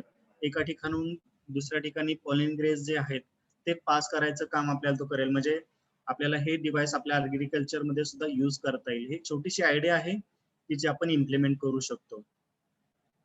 आता करंटली जो काही सिनारिओ आहे त्याच्यामध्ये 3D प्रिंटिंग टेक्नॉलॉजी जी आहे त्याच्यामध्ये खूप सारं काम चालू आहे. आपला जो प्रोडक्ट आहे, खरं तर प्रोडक्ट डिफाईन करताना कुठलाही प्रोडक्ट डिझाईन केला जातो त्याचं पेटंट फाईल होताना त्याचं 3D प्रिंटिंग टेक्नॉलॉजीमध्ये इम्प्लिमेंटेशन केलं जातं. आणि सध्याच्या 21 करंट सेंचुरीमध्ये हे चॅलेंजिंग आहे किंवा चेंजिंग आहे. एअरबस आपली जी आहे recently acquired patent that would allow them to utilize 3D printing in the construction of aircraft. एक एअरक्राफ्ट डिझाईन करण्यासाठी 3D प्रिंटिंग टेक्नॉलॉजी कशा पद्धतीने यूज केली जाते त्यासाठी हे पेटंट फाईल झालेलं आहे. बेसिकली मोटरसायकल किंवा काही स्टॅच्यूज आपण सुद्धा C3PI मध्ये आपल्याकडे 3D प्रिंटर अवेलेबल आहे. तिथे सुद्धा काही प्रोडक्ट किंवा प्रोटोटाईप डिझाईन होतात. तिथे सुद्धा काही छोटेसे जे स्टॅच्यू आहेत, कर्मवीर अण्णांचा असेल किंवा अजून काही स्टॅच्यूज तुम्हाला डिझाईन करता येतात. तर अशा प्रकारची टेक्नॉलॉजी त्या ठिकाणी इन्व्हेंटेड झाली आहे 2015 मध्ये. त्याचं पेटंट फाईल झालेलं बघा. एक छोटीशी आयडिया आहे की आपल्याला विमान सुद्धा 3D प्रिंटिंग करून आपल्याला तयार करता येऊ शकेल. So it is a technology. हे बऱ्याच ठिकाणी आपल्याला यूज करता येईल. अगदी बऱ्याच ऑर्गनायझेशन मध्ये आपल्याला हे काम केलं जातं. सो it is a challenging task. अजून एक कॉमन इश्यू आहे, म्हणजे जर फॉरेस्ट तुम्हाला माहिती असतील, फॉरेस्ट फायर्स बनवावं लागतं बघा आपल्या, तुम्हाला बऱ्याच ठिकाणी तशा बातम्या पेपरमध्ये आलेल्या दिसतील किंवा. तर ह्या ठिकाणी a new way to stop a forest fires, एक नवीन टेक्नॉलॉजी त्या ठिकाणी इम्प्लिमेंट झालेली मला दिसेल, fire fighting bombs. So it is a multiple ज्या ठिकाणी जे काही कन्सेप्ट आहे, ज्या ठिकाणी आग लागली असेल त्या ठिकाणी हे छोटेसे बॉम्ब जे आहेत ते गन मधून रिलीज केले जातात आणि ते ॲज अ इम्पॅक्ट करतात, फायर रिट्रॅन्डंट मटेरियल्स म्हणून त्या ठिकाणी काम करतात. आणि तुमची जी काही आग लागलेली असेल ते थांबवण्याचं काम, म्हणजे फॉरेस्टमध्ये आग आटोक्यात आणणं खूप अवघड असतं. ते करण्यासाठी ही नवीन टेक्नॉलॉजी तुम्हाला इम्प्लिमेंट झालेली दिसेल. बऱ्याच ठिकाणी याचा वापर केलेला तुम्हाला दिसेल. सध्याचं जे जग आहे ते बऱ्याच बाबतीत ट्रेंडिंगचं जग आहे. क्लोथ्स किंवा आपण जे काही कपडे वापरतो ते वापरताना जे काही आपली आयडिया आहे बघा, एक छोटीशी IBM सारखी जी काही वेदर कंपनी आहे त्यांनी कम्फर्ट वेअर इस्टॅब्लिश केले बघा. त्यामध्ये तुम्हाला दिसेल की the clothes that adapt to you and your surroundings, अशा प्रकारचे क्लोथ्स त्यांनी डिझाईन केलेत की ते तुम्हाला फिट होतील किंवा तुमच्या सराउंडिंग जे आहे, म्हणजे आता ऊन पडलं असेल तर ते उन्हाचा आपल्याला त्रास कसा होणार नाहीये, किंवा पाऊस पडत असेल तर पावसापासून आपण कशा पद्धतीने वाचू, यासाठी ते क्लोथ्स त्या ठिकाणी डिझाईन केलेत. आणि जे मटेरियल आहे, सेन्सर आहेत त्याच्यामध्ये जे अनालिसिस करतात डाटा, किंवा तुमचा जो हॉट रेट आहे, म्हणजे तुम्ही जे काही वेअर केलेलं मटेरियल आहे, wear to external weather condition and configure the optimum confirm condition, तुम्हाला जे काही तुम्हाला हवी असणारी कंडिशन, तुम्हाला सॅटिस्फॅक्टरी जी कंडिशन आहे ती प्रोव्हाइड करण्याचं काम तुमचं हे मटेरियल करतं. जे तुम्ही कपडे घातलेले आहेत ते जर अशा पद्धतीने काम करणार असतील तर ते खरंच फॅन्टॅस्टिक आहे. म्हणजे ही सुद्धा आयडिया अगदी आपण दररोज जे कपडे वापरतो त्याच्यामध्ये जर आपण हे इम्प्लिमेंट करायचा प्रयत्न केला तर डेफिनेटली ह्यासारखी आयडिया जी आहे, म्हणजे आता आपण जे कपडे वापरतो त्याच्यामध्ये खूप मोठा चेंज किंवा मोठा बदल तुम्हाला झालेला काही वर्षानंतर जाणवेल, की तुमचे कपडे हे तुमचा डाटा अनालिसिस करतात आणि तुम्हाला त्या प्रकारचं टेम्परेचर प्रोव्हाइड करतात. म्हणजे आता आपण AC मध्ये बसायची गरज नाही असं मला वाटत, की ते तुम्हाला कम्फर्ट झोन अवेलेबल करून देतील. So it is a definite some better condition. एक छानशी आयडिया आहे बघा. तुम्ही सुद्धा घरी पुस्तक वाचत असाल, अभ्यास करताना काही बुक्स वाचत असाल, किंवा अभ्यास करताना तुम्हाला त्याचा कंटाळा येत असेल. सो it is a Disney interactive e books. It is a story telling for the digital age. आपल्या आत्ताच्या करंट एज मध्ये किंवा करंट इरामध्ये आपल्याला जर कोणी स्टोरी ऐकून किंवा आपण कुणाकडून तरी ती स्टोरी ऐकतोय असं जर फिलिंग आणायचं असेल तर इट इज अ कन्सेप्ट. तुमचं जो काही बुक आहे ते डिजिटल फॉर्मॅटमध्ये तुम्हाला इम्प्लिमेंट करता येईल आणि ते जे बुक आहे ते तुम्हाला वाचून दाखवलं जाईल. म्हणजे ही जी आयडिया आहे ही, so each page would be contain an interactive element allowing the reader to immerse themselves in a story through the book. प्रत्येक पेजवरचं जे काही कंटेंट आहे ते थोडंसं डिजिटल फॉर्मॅट मध्ये कन्वर्ट करून ते जे बुक आहे ते बुक त्या ठिकाणी वाचून तुम्हाला स्टोरी टेलिंग त्या ठिकाणी केलं जाईल. अशा पद्धतीची टेक्नॉलॉजी जर आपल्याला मिळाली तर खरंच आपल्याला सुद्धा बहुतेक अभ्यास करताना त्याचा वापर होईल, यूज होईल. सुद्धा तुम्ही सुद्धा एखादी छोटीशी तुमच्याकडे जर आयडिया असेल तर अशा पद्धतीने इम्प्लिमेंट करू शकाल. म्हणजे पेटंट नक्की कसं असतं, काय असतं पेटंट मध्ये हे तुम्हाला या ठिकाणी बघायला मिळेल. सो इट इज इंटरेस्टिंग. काही आता मगाशी हेल्थ केअरचे इश्यूज जे आपण बोललो, मगाशी खंडागळे सरांनी सांगितलं की हेल्थ केअर मध्ये खूप सारे इश्यूज आता आहेत आणि ज्यामध्ये सर्जिकल रोबोट जे आहेत, म्हणजे आता सर्जिकल ट्रीटमेंट करणं खूप सोपं झालंय आणि ते करताना हेल्थ केअर टेक्नॉलॉजी आहे तो सर्जिकल रोबोट त्या ठिकाणी ऑलरेडी एक्झिस्ट आहे. 2015 मध्ये पेटंट त्याचं फाईल झालेलं आहे. The design feature endoscopic camera जो आहे, it could be operated remotely from the master device, and this could be a major step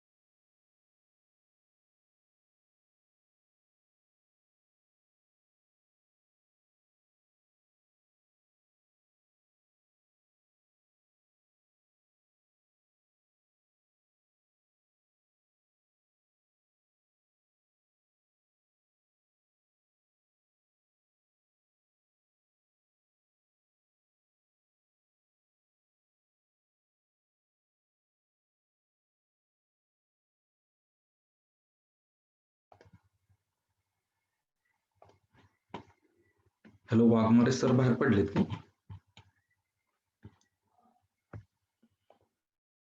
yes sir. कदाचित त्यांना टेक्निकल इश्यू आला असेल.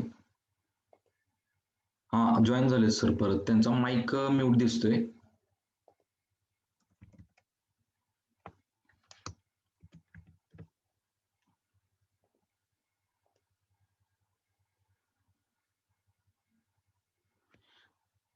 आपण कंटिन्यू करूया. सर जॉईन होतील. म्हणजे सर आहेत जॉईन, पण त्यांना काहीतरी टेक्निकल इश्यू आल्यामुळे आपण कंटिन्यू करूया.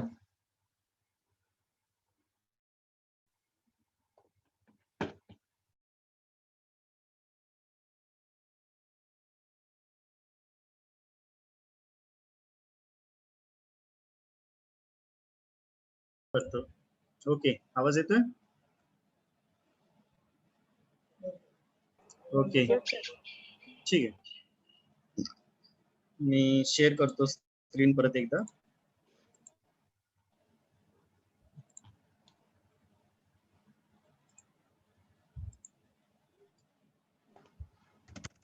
सर नेटवर्क इश्यू जर येत असेल ना, तर व्हिडिओ ऑफ ठेवला तरी चालेल. नाही, इंटरनेट गेलं होतं थोडस, आलंय आता. स्क्रीन दिसते? Yes sir, yes. ओके, तर आपण एवढे सगळे एक्झाम्पल पाहिल्यानंतर मला असं वाटतं की हे नक्की पेटंट फाईल कसे केले जातात, किंवा पेटंटची जी इन्फॉर्मेशन आहे, म्हणजे माझ्या आता आयडिया आहे, पण त्या रिलेटेड पेटंट ऑलरेडी अवेलेबल आहे का? म्हणजे ज्या मी पेटंट वरती काम करणार आहे, ते पेटंट ऑलरेडी कोणी जर फाईल केलं असेल तर त्याच्यामध्ये काम करायला मग अवघड होईल. म्हणजे आपण खूप सारं काम करायचं आणि आपल्याला समजेल की ते पेटंट ऑलरेडी रजिस्टर झालेलं आहे. तर ते पेटंट कशा पद्धतीने फाइंड आउट करायचं, कशा पद्धतीने सर्च करायचं, त्यासाठी काही वेबसाईट मला सांगायला आवडतील तुम्हाला. तर ही गव्हर्नमेंट ऑफ इंडियाचे जे काही 2 वेबसाईट आहेत, इंटेलेक्च्युअल प्रॉपर्टी ऑफ इंडिया अशा प्रकारची जे वेबसाईट आहे ते तुम्हाला पाहायला मिळेल. आपण बघूया थोडंसं त्याच्यामध्ये. आपण थोडंसं काही 2 पेटंट्स मी सर्च करून दाखवणार आहे तुम्हाला.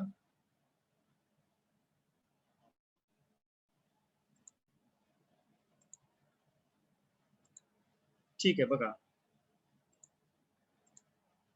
मी एक वेबसाईट शेअर केलेली आहे बघा.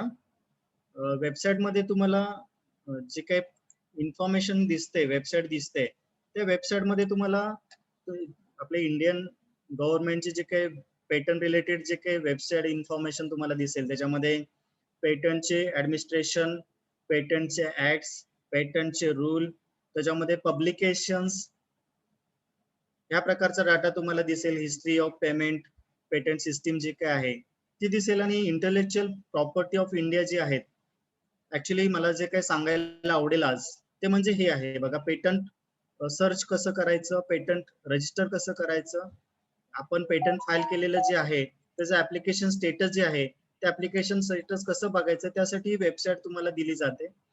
आणि ही गव्हर्नमेंट ऑफ इंडियाची वेबसाईट तुम्हाला बघायला मिळेल. तर त्याच्यामध्ये पेटंट, मला जर एखाद्या पेटंट वरती काम करायचं आहे, बघा मी काय म्हणतोय, मला जर एखाद्या पेटंट वरती काम करायचं आहे पण ते ऑलरेडी पेटंट रजिस्टर असेल तर ते काम करताना मला अडचण येणार आहे डेफिनेटली. कारण अशा प्रकारचं पेटंट ऑलरेडी फाईल असेल आणि ते करून त्याचा आपल्याला वेळ जाईल, आपलं काम पण त्याच्यामध्ये होणार नाहीये.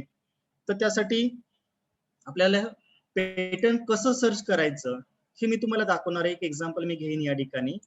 तर मी काय करतो, एक डेट जे आहे, जे माझं ऍप्लिकेशन डेट जे आहे ती त्या ठिकाणी, एकच मिनिट,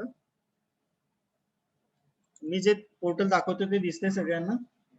ओके, तर मी काय करतो, मी एक डेट टाकतो, साधारण मंथ, डेट आणि इयर असं ते डेट आहे. तर जानेवारी, थोडस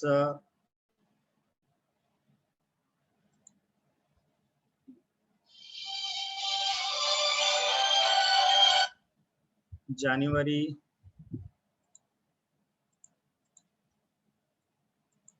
ओके, 1 जानेवारी पासून आज 14, किती आज किती आहे, 20 एप्रिल पर्यंत मला एखादं पेटंट फाईल झालं आहे का हे सर्च करायचंय बघा. मला स्मार्ट शॉपी असा माझा इंटरेस्टेड एरिया आहे. इथे एक इन्फॉर्मेशन विचारली जाते, कॅप्चा जो आहे 7, ती इन्फॉर्मेशन मला फिलअप करावी लागेल. IDQ search. बघा, स्मार्ट शॉपीच्या रिलेटेड मला पेटंट फाईल झालं आहे का असं बघायचं. माझा जो इंटरेस्टेड एरिया जो आहे तो स्मार्ट शॉपी आहे. मग स्मार्ट शॉपीच्या रिलेटेड काही इन्फॉर्मेशन कलेक्ट झाली आहे का बघा. तर खूप सारे असे पेटंट 1 जानेवारी पासून अगदी एप्रिल पर्यंत 2/23 बघा इथे दिसते, 23/3/2021 दिसते पब्लिश झालेले जे ऍप्लिकेशन आहे ते तुम्हाला दिसते स्मार्ट शॉपी रिलेटेड. तर smart clothes for security force in borders to track their health resource intelligently. Smart phone based accident detection system. Smart agriculture using IoT. आता त्याच्यामध्ये मी तुम्हाला दाखवतो स्मार्ट ऍग्रिकल्चर. आता मी पण आजच इन्फॉर्मेशन सर्च केले, त्याच्यामुळे स्मार्ट ऍग्रिकल्चर युझिंग IoT नक्की काय असेल बघूया. हे पेटंट कसं फाईल झालेलं आहे. तर ते पेटंट वरती मी क्लिक केल्यानंतर त्याच्या रिलेटेड इन्फॉर्मेशन मला दिसते की ते पेटंट कधी फाईल झालेलं आहे, त्या पेटंटचा नंबर काय आहे, ते इंडियन आहे, ऍप्लिकेशन नंबर काय आहे, field of invention computer science आहे बघा इथे तुम्हाला दिसेल. हे कॉम्प्युटर सायन्स फील्ड मधलं पेटंट फाईल झालेलं तुम्हाला दिसेल. हे डॉक्टर KS बालमुरुगन किंवा त्याच्यासोबतचे काही बरेच लोक दिसत आहेत, त्यांनी हे पब्लिश केलेलं आहे. त्यांचा ऍड्रेस आहे आणि त्यांनी क्लेम काय केलं बघा. क्लेम सगळ्यात महत्वाचं म्हणजे क्लेम काय केलेलं आहे. तुम्हाला जर एखादं पेटंट फाईल करायचं असेल, पेटंट वरती काम करायचं असेल, तुमचा प्रोडक्ट तुमची आयडिया तुमच्या पेटंट मध्ये जर फाइंड आउट करायचे असेल तर त्याच्यावरचे क्लेम जे आहेत ते क्लेम वाचायचा प्रयत्न करा. हे क्लेम म्हणजेच पेटंट असतं. हे क्लेम तुम्हाला जर फाइंड आउट करता आले तर डेफिनेटली तुमचं जे काही इन्फॉर्मेशन आहे, तुमचे जे काही पेटंट आहे ते तुम्ही तुमचे पेटंट फाईल करू शकाल. फॉर एक्झाम्पल ह्यांनी काय केलं बघा, smart agriculture system using IoT comparison. त्यामध्ये ऑर्डिनो मायक्रो कंट्रोलर त्या ठिकाणी यूज केलेला दिसेल तुम्हाला. सॉइल मेजर सेन्सर तुम्हाला यूज केलेला दिसेल. Temperature and humidity sensor use केलेला दिसेल. GSM model and wifi model to getting a message over network use केलेला दिसेल. आता ज्यांना इलेक्ट्रॉनिक्स किंवा कॉम्प्युटर सायन्स माहिती आहे त्यांना डेफिनेटली ह्याच्यामध्ये काम करता येईल. ह्यांनी जो IoTचा एक्सपेन्शन केलाय, LED डिस्प्ले केलाय, where sensor collect the relevant information and GSM model and Wi-Fi model is utilized the wireless send the information to the display screen and this thing in IoT dated. एक common जो problem आहे तो common problem तुम्हाला त्या ठिकाणी दिसेल. त्याच्या related information तर तुम्हाला अजून डिटेल मध्ये वाचायचे असेल, डिस्क्रिप्शन जे आहे हे डिस्क्रिप्शन, आता मी जास्त याच्यामध्ये जात नाही. त्याचे मेथड काय यूज केले, मेथड नक्की काय यूज केले, त्याचं कन्क्लुजन काय आहे, हे सगळं तुम्हाला त्या इन्फॉर्मेशन मध्ये दिसेल. आता मला तुम्हाला एक प्रश्न विचारायला आवडेल की मी जो काही पेटंट, एक मिनिट मी आपण इथे थोडस त्याच्यामध्ये आपण जे पेटंट ची इन्फॉर्मेशन पाहिली तर तुम्हाला त्याच्यामध्ये अजून काही इन्फॉर्मेशन सर्च करायला, तुमच्याकडे जर एखादी इन्फॉर्मेशन तुम्हाला हवी असेल, एखाद्या पेटंट रिलेटेड तुम्हाला जर इन्फॉर्मेशन हवी असेल तर तुम्हाला मी ते लाईव्ह सर्च करून दाखवू शकतो. जर कुणाकडे जर आयडिया असेल की अशा प्रकारचं पेटंट माझ्याकडे आहे आणि हे मला फाईल करायचं आहे तर हे कसं करायचं हे तुम्ही जर तुमच्याकडे आयडिया असेल तर डेफिनेटली आपण ते सर्च करू शकतो. बघा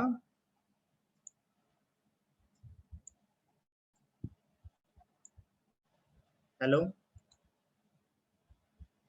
बघा मी काय विचारलं, जर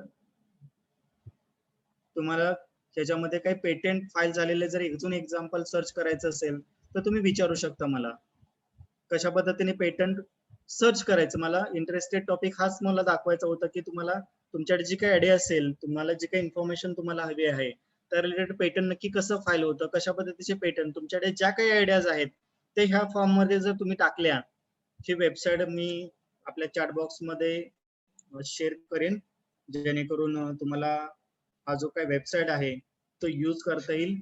ह्या चॅट बॉक्स मध्ये मी तुम्हाला एक वेबसाईटची टाकली, त्याच्यामध्ये तुम्ही सुद्धा स्वतः सर्च करा की जेणेकरून तुमच्याकडे जर एखादी आयडिया असेल तर त्याच्यामध्ये पेटंट फाईल झालं आहे का, ते पेटंट कशा पद्धतीने फाईल झालं, आणि मग त्याच्यामध्ये जर आपल्याला काम करायचं असेल, नसेल फाईल झालं तर कशा पद्धतीने आपण ते काम करू शकतो ह्यासाठी ही इन्फॉर्मेशन डेफिनेटली युजफुल असेल. आणि ते करताना आपण मगापासून जे काही बोललो मग ते टॉपिक सर्च केला असेल नसेल, तुम्ही जे काही इन्फॉर्मेशन कलेक्ट करताय त्या रिलेटेड इन्फॉर्मेशन तुम्हाला ऐकायला बघायला मिळेल. सो it is a important part of this topic or this PPT, that is how we can find or register the patent. Register आता मी काही दाखवत बसणार नाही कारण त्याच्यामध्ये खूप साऱ्या गोष्टी त्या ठिकाणी तुमच्याकडे अवेलेबल असल्या पाहिजेत, तर त्याच्यामध्ये मी जास्त जात नाहीये. पण तुमच्याकडे जर एखादी छोटी आयडिया असेल तर डेफिनेटली तुम्ही विचारू शकता की जेणेकरून आपण त्याच्यामध्ये एखादं पेटंट सर्च करू शकतो की आपल्याला ते पेटंट अवेलेबल आहे का. हॅलो, जर कुणाला तशा प्रकारचा क्वेश्चन असेल तर विचारू शकता. अदरवाइज काही क्वेरीज असतील तर विचारू शकता.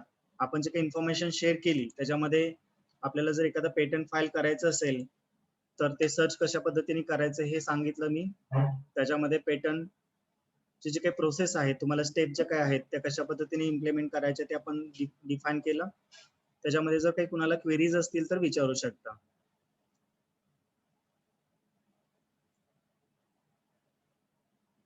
कोणाकडे काही आयडिया आहे का ज्याचे पेटंट आपल्याला सर्च करता येईल असं? मी एक दाखवलं करून, म्हणजे जर इंटरॅक्टिव्ह सेशन झाला तर आवडेल मला. कारण तुमच्याकडे जर एखादी आयडिया असेल आणि त्याचं पेटंट आपल्याला जर फाइंड आउट करायचं असेल, मी वेबसाईट ऑलरेडी सर्च शेअर केलेली आहे, तुम्ही स्वतः करा. ते तुम्ही केलं तर छान वाटेल. आणि तुम्ही ती सर्च केल्यानंतर मला शेअर करा आपल्याला की जेणेकरून तुम्हाला त्याच्यामध्ये काम करता येईल. बघा, कुणाला काही क्वेरी आहेत?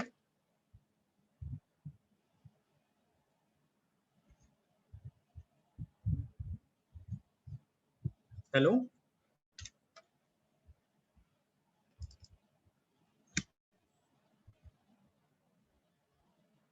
हॅलो, कुणाला क्वेरी आहेत का काही? Gauri Shendge. Hello, Gauri Shenge raise hand. So, okay. sir, unmute. Doke sir, unmute his mic.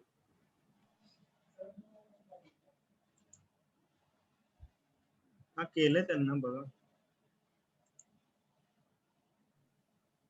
Yes, Gauri, you can unmute your mic.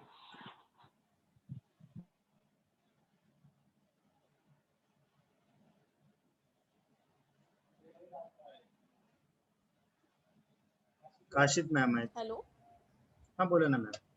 हा हॅलो, हा गुड आफ्टरनून सर.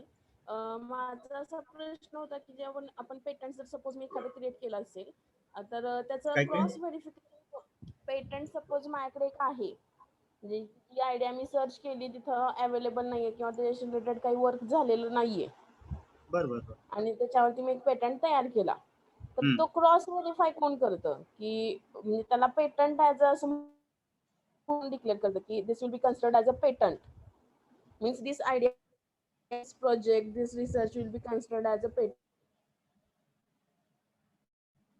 म्हणून कोण डिक्लेअर करतं?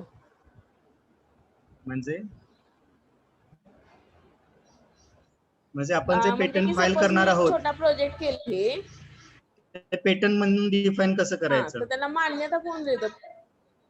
हा, हे म्हणजे आपलं की काम अशी नाहीये. आपण कुठली जे ते फाईल आपण गव्हर्निंग जिथे बॉडी की जी त्याचा त्यासाठीच मी ती वेबसाईट दाखवली तुम्हाला. इंटेलेक्च्युअल प्रॉपर्टीची जी वेबसाईट आहे ती त्यासाठीच तुम्हाला दाखवली की तिथे आपण ते रजिस्टर करू शकतो आणि ते रजिस्टर झाल्यानंतर ते क्रॉस व्हेरीफाय ऑटोमॅटिकली तिथून होणार आहे. ते थर्ड पार्टी असेल किंवा तिथली जे काही कमिटी असेल ते काम करेल. त्यासाठी मी सर्चिंग दाखवलं. सर्चिंग यासाठी दाखवलं कारण मला विचारायचं की सर्चिंग मला दाखवण्याचं काम तेच होतं, कारण बऱ्याचदा असं होतं की आपण एका प्रोजेक्टवरती काम करतोय आणि ते पेटंट फाईल करताना ऑलरेडी त्याच्यामध्ये पेटंट फाईल असेल तर मग आपण का करायचं ते काम, असं पण जेव्हा होतं तेव्हा मग त्याच्यामध्ये काम झालंय का ह्यासाठी आपण पेटंट इंटेलेक्च्युअल प्रॉपर्टीची वेबसाईट मी दाखवली, ते तुम्ही सर्च करायचं आणि ते जर तिथं त्या पद्धतीने काम झालं असेल तर ते आपण वेगळ्या पद्धतीने कसं इम्प्लिमेंट करू मग हे आपण करू शकतो. म्हणजे एक मेथड त्यांनी दिली असेल तर आपण वेगळी मेथड देऊ शकतो.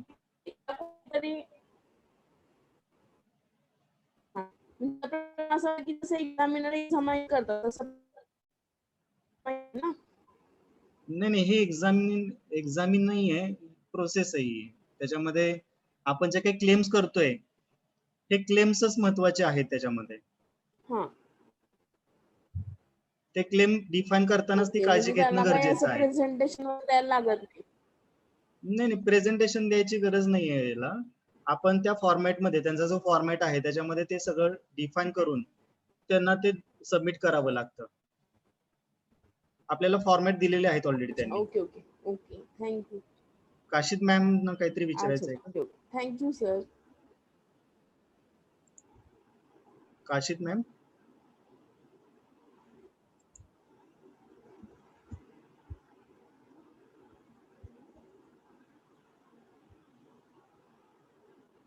हॅलो.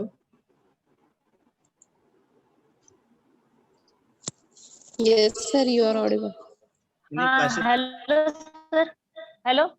हा बोला मॅम, येतोय आवाज. हॅलो. हा येतोय आवाज. Sir Kashid ma'am here. Hello. बोला. येस येस भाऊ. Yes ma'am. हा, ऍक्च्युली माझा पण सेम क्वेश्चन होता की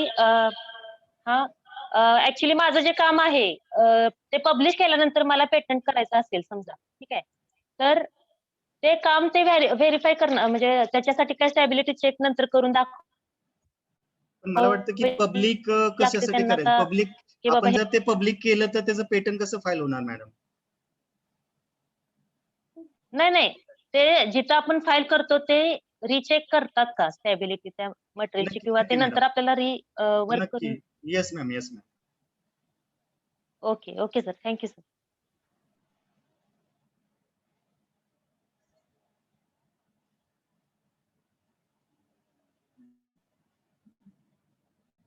येस, बहुतेक झालेलं आहेत. Okay, sir. येस.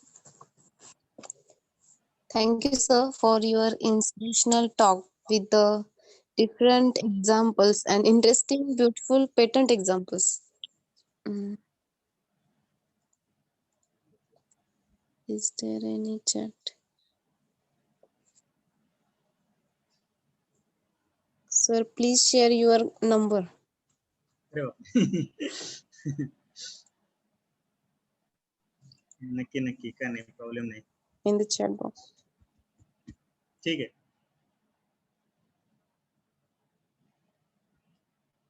केलंय ma'am. Thank you, sir. Thank you, sir.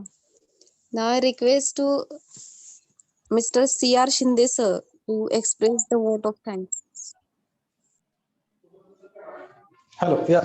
Am I audible? Hello. Yes, sir. Good afternoon, one and all.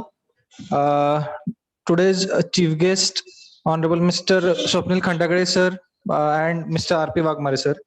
Thank you, sir, for giving your valuable guidance time, and especially for giving us guidance on project development in academics and patents development.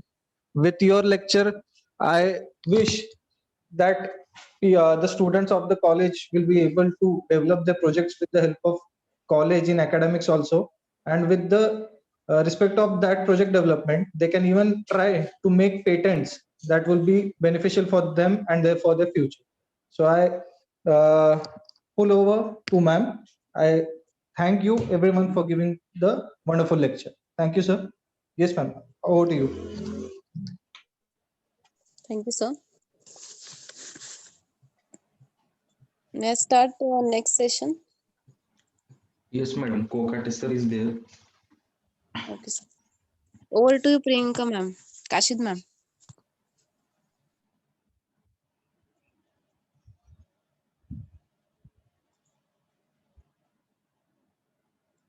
Kashid ma'am.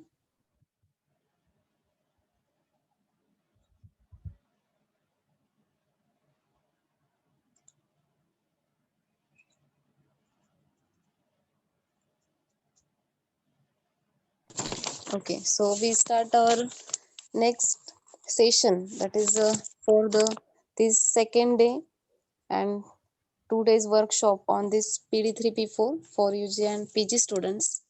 So I request to Dr. G.S. Nivekar sir for the. Hello ma'am. Ha ma'am. Sorry, unmute होत नव्हतं. Hello. Good afternoon, all of you. We will start with the next session of today's workshop. May I request Dr. P.V. Chavan Assistant Professor of YCIS Satara, to introduce resource person of the session, Dr. G.D. Kokate and Dr. S.B. Kamble, sir. Over to you, sir. Hello. Yes, ma'am. Dr. P.V. Chavan, sir. Over to you, sir.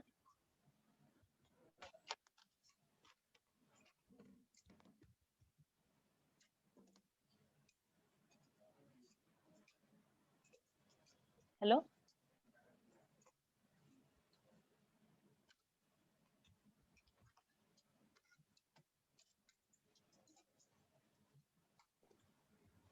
Hello. Sir, please unmute. PV Chavan sir दिसत नाहीये. त्यांचा नाही. Biodata असेल तुमच्याकडे तर तुम्ही introduction करून देता त्याची. तांबे मॅम. हा ma'am. वाघमारे सर मला होस्ट करा. मग तुम्ही थांबणार आहे का सर? बायोडाटा ऑलरेडी होस्ट आहात तुम्ही, तुम्हाला होस्ट होतो. चालेल. Deshpande madam.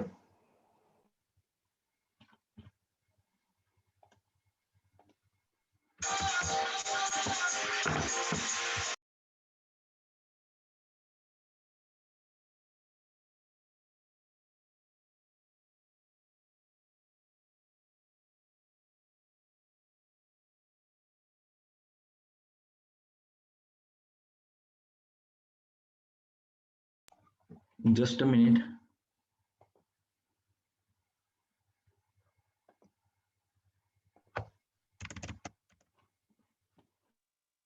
Deshpande madam, you can try now.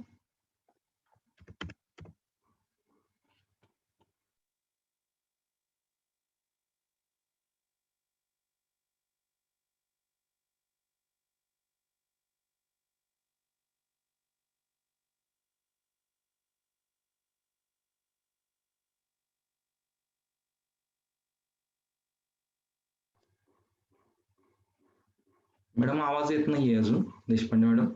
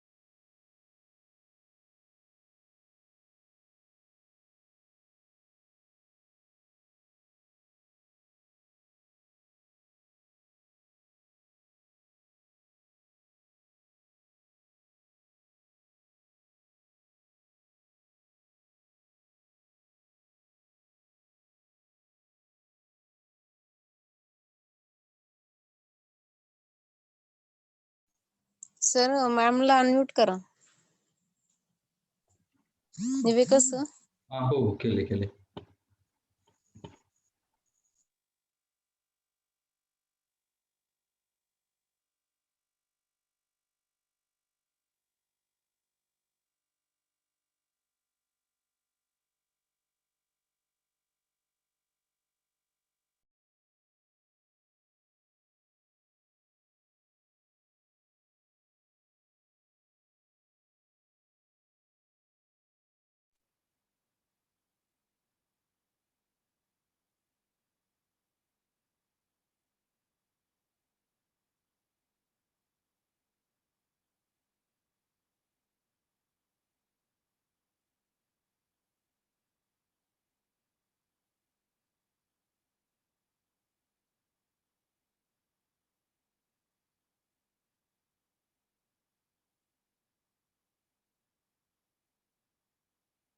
Ma'am, you are not audible.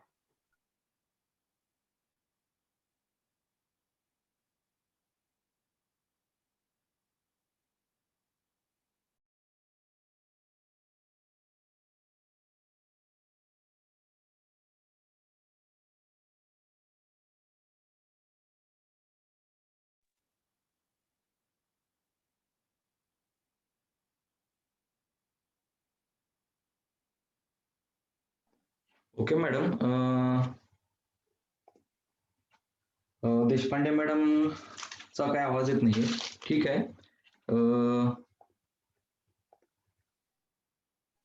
Now we're going toward the next session, that is group 4, chemistry and forensic science. In this group, there are 2 sessions. First one will be conducted by the Dr. G.D. Kokate sir, and next one will be conducted by the Dr. S.B. Kamble sir.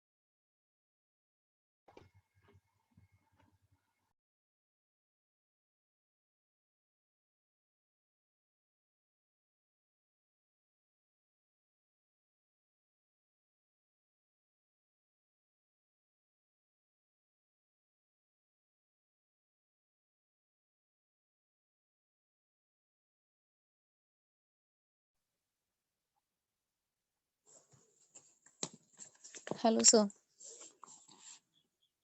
Yes, madam, you can continue now. Please unmute Kashid ma'am, or I can continue.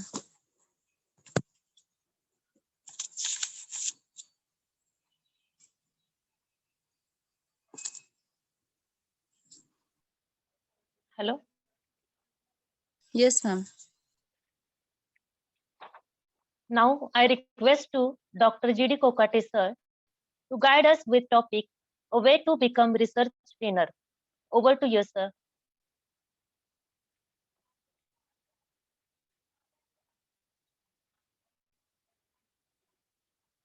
Over to you, sir.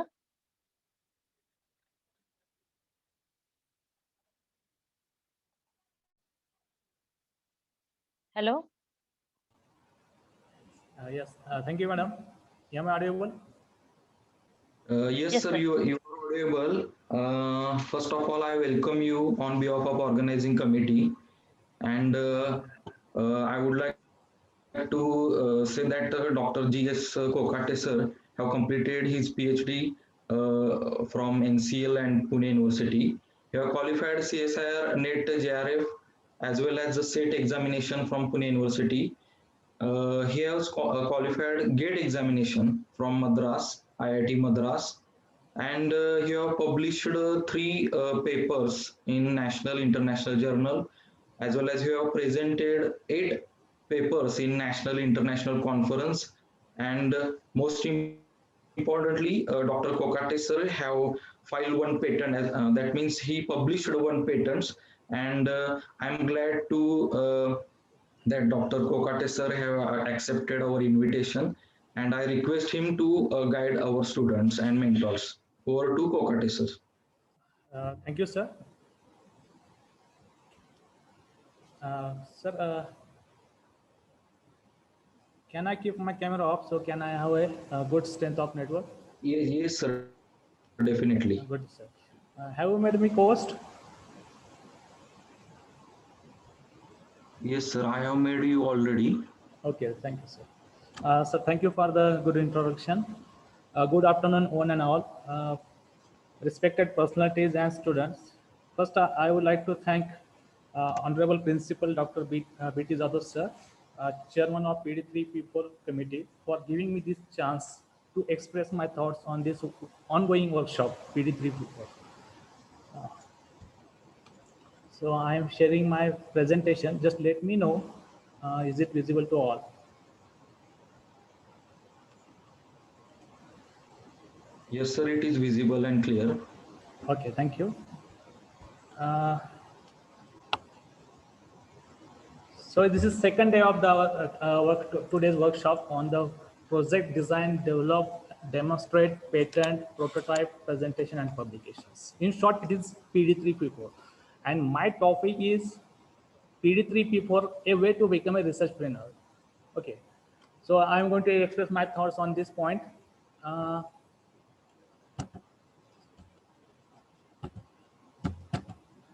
Okay, the content for this talk is what is meant by PD3P4. In short, I will discuss because already previous resource persons have discussed the in details about the PD3P4. Then I will discuss the new concept, researchpreneur.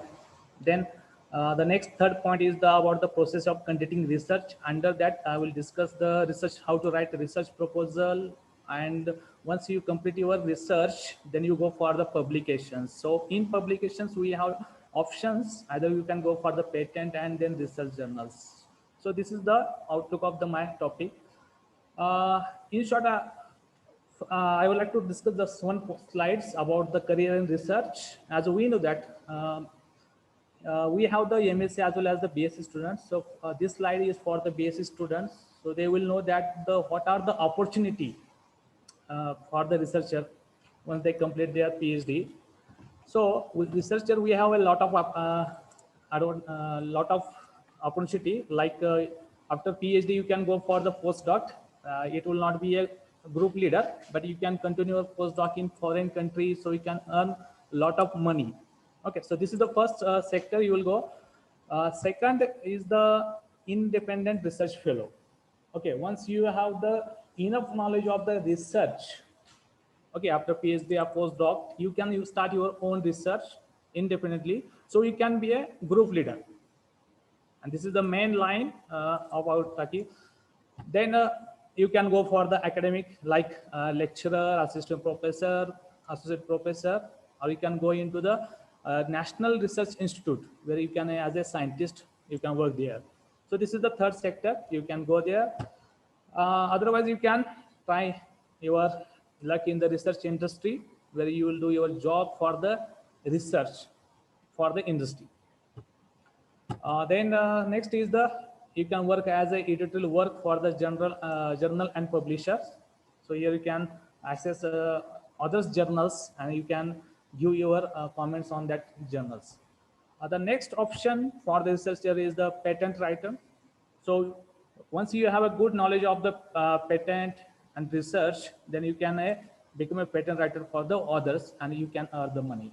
So these are some examples. Okay, we can make a career in these sectors. But today I'm going to talk about the one career, one options we have. So we can become a job provider. Okay, and that point is about the researchpreneur. Okay, once you complete your PhD postdocs, you get enough knowledge, I think. Okay, and that knowledge you can make you can use for making a startup or a business. Initially, it will be a small one, but as the years go on, you can become a good businessman. So that's the point today. I'm going to talk about the researchpreneur. So first, in short, I will discuss what is PD3P4 because I believe that the new concept started by our mother institute, RARE, PD3P4, I think it is the way to become a researchpreneur because this whole concept gives the lot of things which are necessary to become a entrepreneurships. So I will discuss in short. So in PD3P4, the first P stand for the project. So project is nothing but the first questions you face. What are the problems you can have in research? So you select one problem, then you start your work on that project.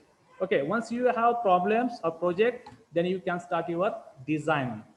Okay, so design means how you are going to conduct this research or project.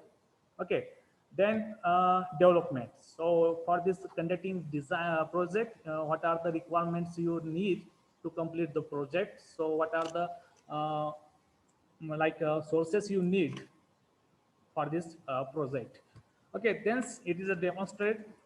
So once you start your project, you can demonstrate. Then after all this, we have four path, means either you go for the publications. That means first is the patent one. Just now our Wagmar sir has discussed this patent. How can we go for the patent, or how can we search the patent, and how we file the patent. Okay. But when you look at this design, concept PD3P4, in P4 the first P is the patent, and that's the important one. Okay, why? So I will discuss when that point will come. So once you go for patents, then you can go for the prototypes. Okay, and then you go for presentation, and finally it is publication. So either you can go for patent, presentation, or publications, but the first P is very important because that matters to become an entrepreneurship. Oh, so this is about the PD3P4. So the next point is about the research entrepreneurship. Okay, so you can see that this word is made of the two things, two words. We can say that. So it is coinage of research entrepreneurship. Okay, and this concept is emanated from the two words. The first word is the research, and second word is the entrepreneurship. Okay, which is the component of the entrepreneurships. So we can say that it is a fusion of the two words. Okay, so I will discuss research first, what is meant by research, and then entrepreneurships. Okay, and what are the chances or what are the options we have of these research entrepreneurships. Okay, so this word research is derived from the Middle French. It's called the researchy. Okay, the meaning of this word is to go about the seeking.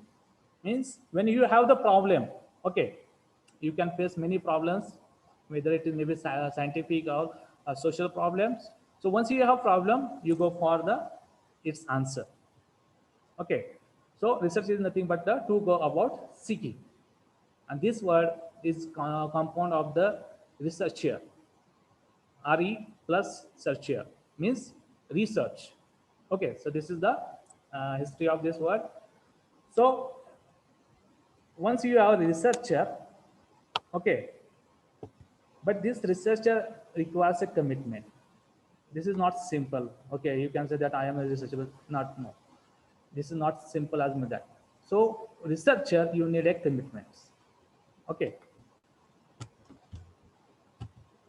So we'll discuss the definition of the researcher. There is no particular definition. We can define the research, but many way we can explain the what is meant by researcher, and this definition you will get the idea what is meant by research. The first definition is simple one. The research is a process of systemic inquiry. Okay, that entails the collection of data, documentation of critical information, and analysis and interpretation of that data or information in accordance with suitable methodology set by specific professional field and academic disciplines. Means when you have problems, so you start your inquiry, and while doing this inquiry, you collect some data by many ways, by doing some experiment or some literature survey. Okay, and then you collect all this data and then give your interpretation and give the final conclusion of that problem. Okay, so in short, it is a creative and a systematic work undertaken to increase the stock of knowledge. Okay, so once you start your research, that means you are going to increase your knowledge to solve the problems which will be benefited for the social cause. Okay, so there is another definition given by the John Creswell. So according to him, research is a process of steps used to collect and analyze information to increase our understanding of a topic or issue. Okay, so this research poses three questions. The first one is the this is the first four questions. Then collect data to answer the questions, and then present an answer to the questions. So this is the definition of research. And remember that the research is conducted with a purpose to understand. Okay, once you start research, there are some purposes to conduct that research. The first may one be is the organization or businessmen. They want something from that research. Okay, and for that answer, we need the processes that need to be followed to chase the data. Okay, once we have that, then we build up our argument, means the hypothesis, to give the answer of the problems. And doing this, we collect the evidence, means in short, we collect the proof. Okay, so once we have proof, we can give the scientific solution to the problem. So this is about the research. Okay, so the next part of this research entrepreneurship is the preneur word, and this word comes from the entrepreneurships. Okay, so here in this topic, in this talk, I am going to talk about the researchpreneur. So first, I gave the information about the research. Now these slides will explain the what is meant by the preneurship, and we are enough lucky. Okay, because our YCIS and CIII conduct this course for the graduate as well as the postgraduate student. Okay, so you know the research and you are getting the information about the entrepreneurship or from the CIII. Okay, so it will get more benefit for you. So entrepreneurship means is a simple things you can achieve many way. The entrepreneurship words comes from the economics of Irish French origin. Richard Cantillon, he was the first to use this word in titled Essai sur la nature de commerce in general. Actually, this is the French line.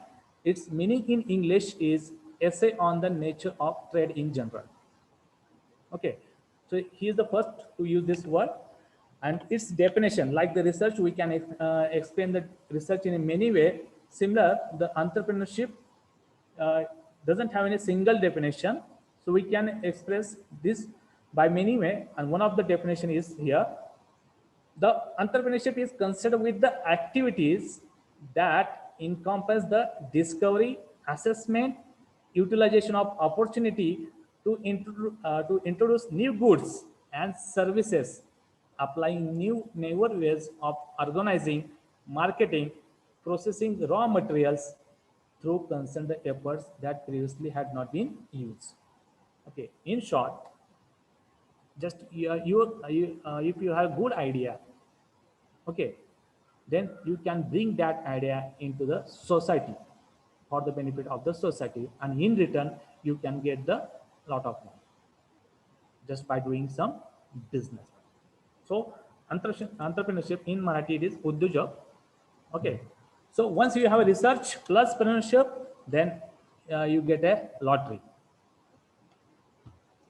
So there are some definition given by some authors like George Gilder in his book, The Spirit of the Enterprise. He said that it is making the world forever new. Means you are going to change the world if you are an entrepreneurship. Okay, it is said that it is taking aggressive action. Means you need some strong action and belief in yourself that you can change the world. Okay, there is another author, Joseph.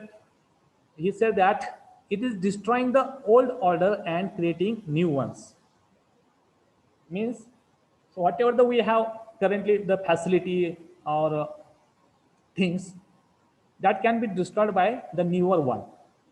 Here one example is given that in our old days, like in our grandmother or grandfather's days, we used to carry this lamp. Okay, it is burned by using the kerosene, but now we have a bulbs. Okay, the first bulb is developed by the Edison. So this old lamp is replaced by this light bulb. Now we have the LED bulb. So this is the change. Okay, and this change can convert it into the entrepreneurships. And this change is nothing but the research one. Okay, so research and entrepreneurship. Okay, though it look like a different one, but they are not. Okay, so for entrepreneurship, one need three conditions: solid research about the problem. Okay, and that problem may have the good idea about how to turn finding into a business opportunity, and a supportive mentors. So these are the three conditions you require to become a good entrepreneurship. Okay, so this is the model demonstrate the sequences step and component of the research entrepreneurship. Okay, when you look at the right side column, so all these points comes under the research, like imagination, planning, investigation, discovery, data collection, analysis, script writing or publishing. Okay, and the final get the knowledge, and that knowledge can be shared to others. Okay, so entrepreneurship and the research are go by in hand. Okay, so after discussing these two, research and entrepreneurships, the first question comes in mind that does an entrepreneur fit in with an academic career or research? Our second question we can say that like are entrepreneurs are entrepreneurs and academics the same? Okay, now we are going to find the solution of this question. So when you do see the research and entrepreneur quality or skills, we can say that both go through very similar methods and processes. Okay, entrepreneur as well as the academic or researcher, their path is same one, means including hypothesis testing, okay, and publishing their data. Okay, so the passion, both they have passion. Okay, and entrepreneur and academics start with their passion. This passion may for the to find the cure a disease, or this passion to make a better wheelchair. Okay, in short, both must have the passion to start the research. Okay, so the vast majority of the scientists and entrepreneurs are out to change the world in some way. Okay, this means when you do research or when you start entrepreneur, you are going to change the society in some way. And for this, you need a vision. If you don't have any vision, then it is very difficult to start the research of entrepreneurship. So it requires a good vision, and this good. Once you have a good vision, then you can build your research, and then you can start with entrepreneurship from that research. So this is one slide will give the idea about how these two words are same one. Okay, this man, his name is the Xavier Gracia Martinez, who is the researcher entrepreneurship, and in his article, The Third Way, Becoming an Academic Entrepreneur, he said that I never found academic and entrepreneurial activities incompatible. In fact, I believe they go hand in hand. Means both are same one. They are not separate. So this activity of both the researcher and entrepreneurial activity are the same one, or in short, go hand in hand. How we can say like that? The academic entrepreneurship can have a real impact on society, because this researcher have the science and have the knowledge of the technology, and this knowledge of technology will be critical to tackle the various problems the society facing. For example, the current problem is the corona one. We are facing the very big task because we are not getting the enough vaccine. We have the shortage of the remdesivir.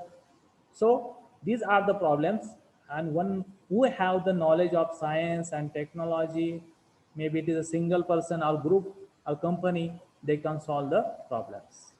But for this, need the more people who have courage and technical knowledge to discover to turn discovery into an everyday reality. Okay, when we made a hypothesis, means just we imaginary say that okay, we can do this, we can have this compound like that, but that is not the reality one. So the people, means researcher or entrepreneurs, make these things in a real life, and they can change the world.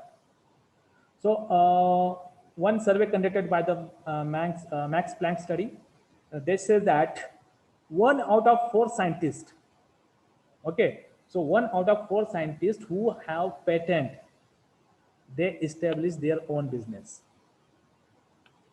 Okay, that's why when we have a research, good quality research, of course, instead of going published in a journal, first we must go for the patent one. Because once you have a patent, that patent can give you the way to start your own business or startup, or you can sell your patent to the another company, and you can have more money, and from that money you can start your next project. Okay, that's why I said this PD3P4 is a one way to become a research trainer. Okay, so while doing research, okay, we can acquire many skills.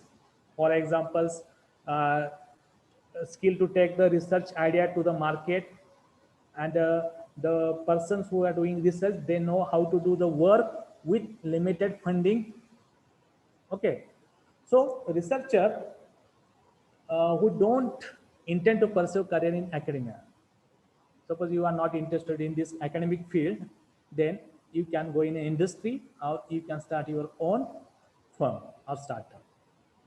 That is called the entrepreneurship. And this is the one interesting alternative you have if you don't want to come in a academic career. But though you are in academic career, after your MSc or PhD, you can have both the research as well as the entrepreneurship. Okay. This slide will give the idea about the skill required for both the research and the entrepreneurship, and these skills are almost same for both. Let's see. Okay, the first one is the research questions. Almost all the researchers first face this problem. What is the problem of what is the new thing we can do in research and entrepreneurships? Those are the entrepreneur. They first look for the business idea. Means this is the problem they face. Okay, then both go for the literature view, and in this entrepreneurship they look for the market research. Okay, without market research they cannot start their own business. Once we have these things, then we go for the project proposal, and in this case they go for the business plan. Okay, so this indicate that the process of the path of the researcher and the entrepreneurship is same one. Okay, the next thing is the lectures and conference. Means the researchers publish their papers in conferences, symposium, or workshop. Like that, this entrepreneurship go in the networking area. So they discuss their project there. Okay, and then next one is very important, which is required for both things, that the funding. Okay, if you don't have fund, then it is very difficult to start your own research or your own entrepreneurship. That's why both look for the funding. And the next one is the time, energy, and dedications. Both require times. So within a given time, you have to complete your assignment or project. Okay, then energy, and finally you require dedications. So from this we can say that researcher is not a different from the entrepreneurship. Okay, this is the one example I want to give. So you can understand how this man, he is like our one. He completed his BSc, MSc, then PhD, postdoc, and then after that he became an entrepreneur. How? Let's see. First, he was the MIT postdoc supported by the Fulbright fellowships. Okay. Then during his postdoc, he was working on the nanotechnology on the zeolite material. Okay. So he introduced this nanotechnology for the wider porosity in the crystalline material. So those are the chemistry. They know that this zeolite material. Okay. So he used this nanotechnology on that material. Okay. Because this material is very important in the catalyst industry or in a refinery, diesel or petroleum. Okay. That's why he worked on this material. And when he did some research on this zeolite material, he publishes, he go in the one competition called the MIT $15,000 entrepreneurship competitions, and this is the one of the most important competition in the world. Unfortunately, he did not win the prize, but he got to learn many more things. Okay, he was a researcher like us. But after this competition, he got to know many more things, like how to conduct a business plan or build business plan. Okay, what is meant by intellectual property, like the patent. Okay, then how to communicate your plan or your research with the others, and how to raise the fund. So these skills he learned under this competition. And after that, he started his own firm, Ryu Technology. Once he completed postdoc and this competition, he started his own company. And name of that company was Ryu Technology in 2005. Okay, and after few years, its foundation, he almost raised $60 million. So much amount of money raised from the leading venture or capitals. Okay. Okay, and he continued this work or this technology in a production of diesel and gasoline.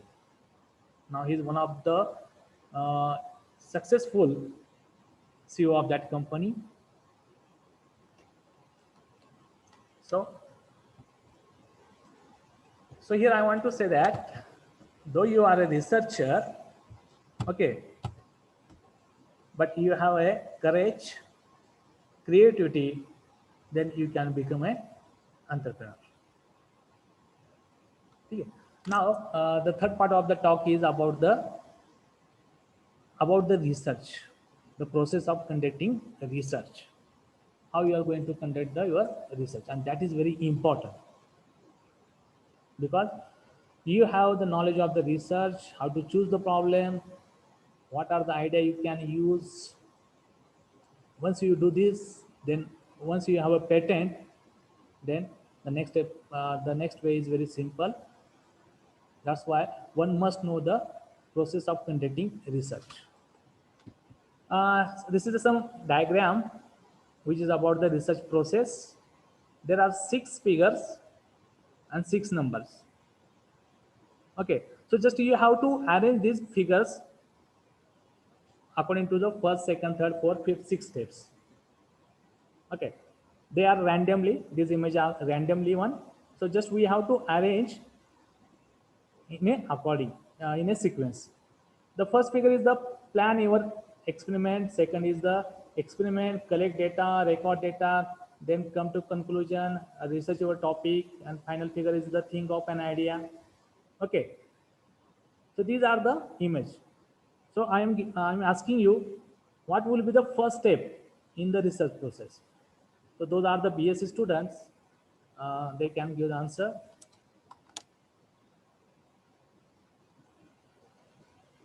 So what will be the first step? You can answer, or you can write down in chat box.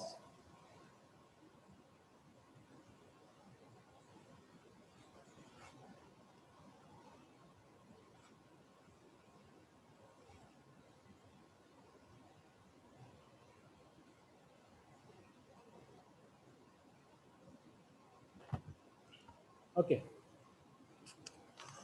let's arrange this.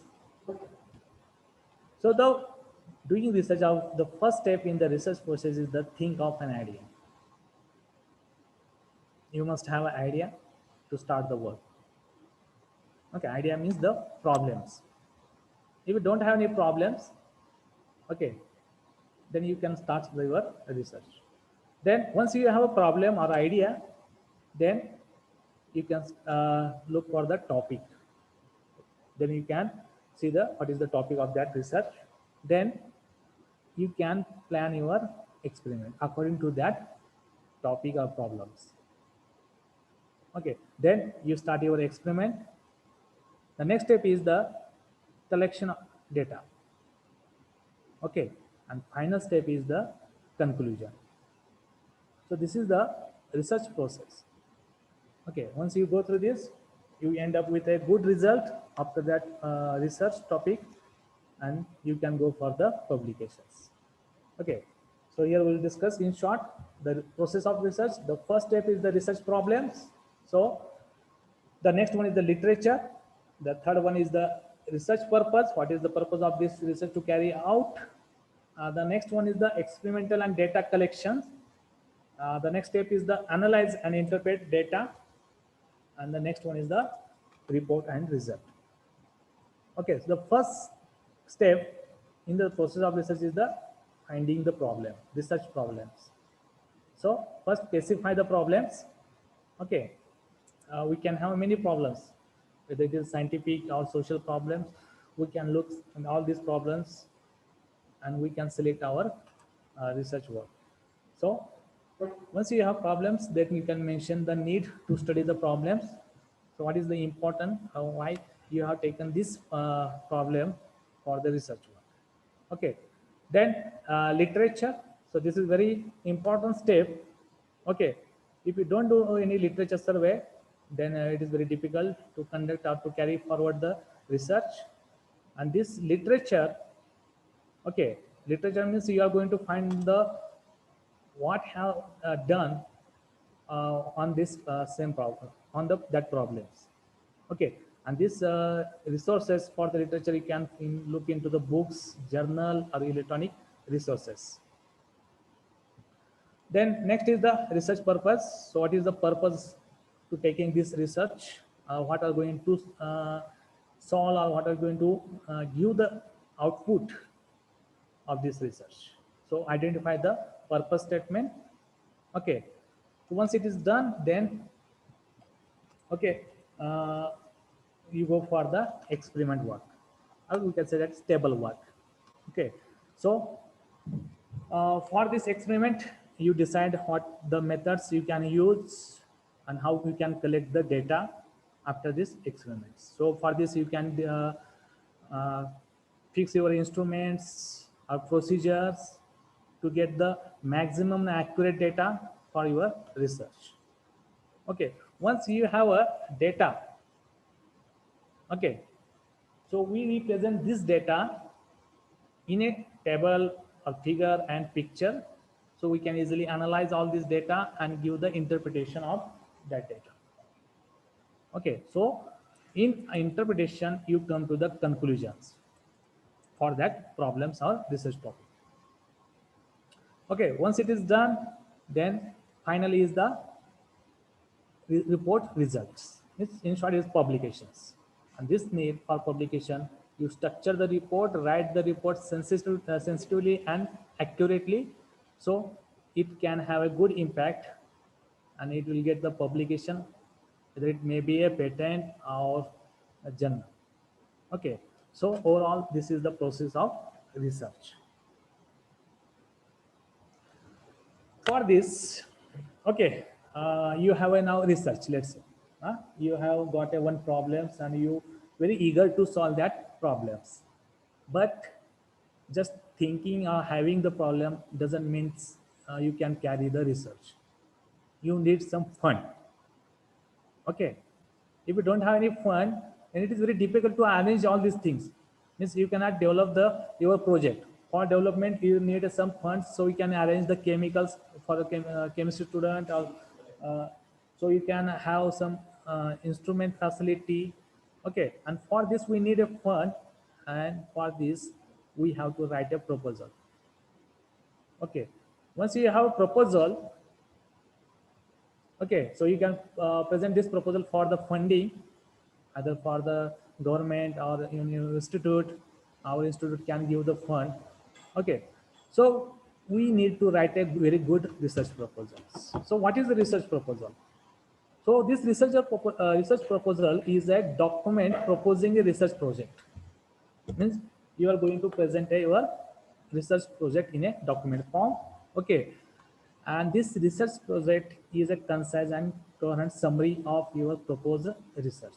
Mean in short, you are giving a full data about the research. So what it will be, how you are going to conduct that research, what are the requirement you need to conduct this research. Okay, so you can set out the questions that intend to address. And research purpose also contain the outline. Okay, so in this outline means the general area of the study within which you are research falls. So once one go through your research proposal, he can understand what is it, what is the research, whether it is have a good impact. Okay, that's why we need to write a very good research proposal. And for writing good research proposal, we need some knowledge about the points. Okay, and this research proposal is written in a particular manner. So here we are going to discuss that one. So under proposal, first we write the title of the work. Okay, means what is the problem, that is written in the title form. Then we write the introduction to the proposal. Okay, here we in short we give the introduction, means what is your problem, how can you change this problem, how can you solve this problem. Okay, then some literature. Okay, so far what so far many other scientists have done something or not. Huh? Then motivation of the works. So what brings you here to bring to take that research, that is the. And then the statement of the research problems and goals. Here you can give the details about the problems, what is the problems, how this problem is creating very lot of difficulties in society or in research. And after solving these problems, what we can achieve, or in short, what is the outcome of that research. Okay, so for this we need to write some hypotheses or questions that object of the proposals. Okay, then we have to give the study designs. Okay, and study design means how you are going to conduct this research and what are the methods required for the data collections. So this point will give the information about the your methodology. Okay, so at the then you can predict the outcome if everything goes according to plan. Okay, sometimes it works or sometimes it doesn't work, so you can change according to that. Okay, if plan is good, if your plan works according to your proposal, then you can give the outcome very clearly. Then what are the resources you require to complete the works? And then what is the social impact?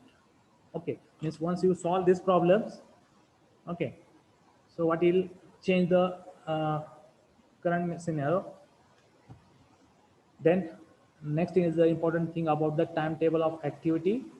So here you have to give the schedule of your research and your grant, means how you are going to spend your fundings. And the next one is the list of references. So this is the manner we have to give the proposal. Okay, once you have a good proposal, then you can go for the institute or company for the fundings. And once they agree or they satisfy you with your research and research proposal, they will give the funds.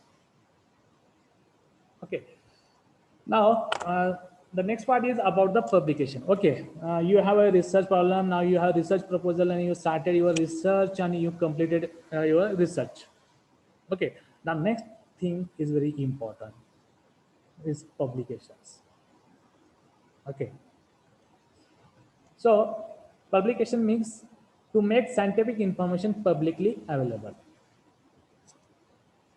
Okay, so whatever the your output of the research, okay, so you are going to publish, so other people will can see that your publication and they will judge your research work.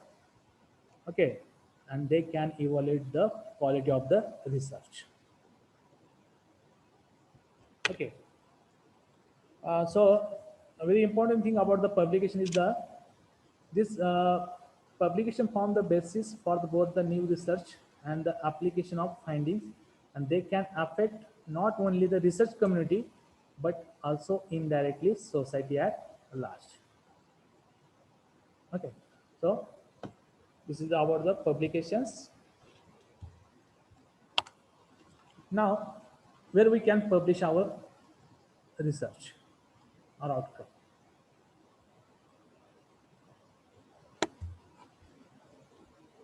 Okay, there are many areas where we can publish our research. Okay, in scientific articles, we can publish our research. Then patent, the previous talk about the patent given by the Wagmare sir. So here we can publish our work. Then books, you can publish your research work in books, which is written by one or small number of authors. You can be a sole author of the book, or you can in a group write down your books, the book chapter like this. So in group, you can publish your works. The presentation, so we know that we arrange some conferences, symposium. So in that conferences or symposium, we present our work. Conferences, like I said. Also, you can publish your work World Wide Web scientific publications, where others can see your research works and they can evaluate your research. Okay, and those are in the institute or organization, they can publish their book. So in that book, you or their proceedings, you can publish your the research works. So these are the many way you can publish your work, but main important, you always look for the patent one. Okay, patent, if it is work patent, you get the patent, then it's good. And if you don't get the patent, then you can look for the other options. Okay, once you want to publish your work in the journals, then we need to see the some criteria. Okay, first see the what is the aim and scope of that journal. Suppose you want to publish in particular journal, first see what is that journal, then whether it has published similar work or not. Okay, what is the ranking of that journal, what is the impact factor of that journals. Okay, whether it is publishing a good quality paper or not. So all these things we have to see before giving our research work to that journals. Okay, so these are the journals image you can see at the top of slide. Okay, so in short, a journal is a collection of articles. Okay, those are the basic students. I think they don't know about the journals. So for them, this is a collection of the article like magazine that is published regularly throughout the years. Okay, this journal present the most recent research, and journal articles are written by expert or written by expert for the experts. Okay, here you can find the good quality of research. Yeah. So these journal articles are shorter than the books and written about very specific topics. Okay, and they may be published in print or online format or both. So this is about the journal. For publishing our research in a journal, we need to give the manuscript. Okay, without good manuscript, it's very difficult to publish your works. Once you have a good manuscript, of course, you need will tell the story of your research. So it must be written in a good manner, because it is going to tell the what is your what research you have done. Okay, and this is written in a manner, it is called the IMRAD. Okay, so this I stand for the introduction. So first you have to write down the introduction about your research.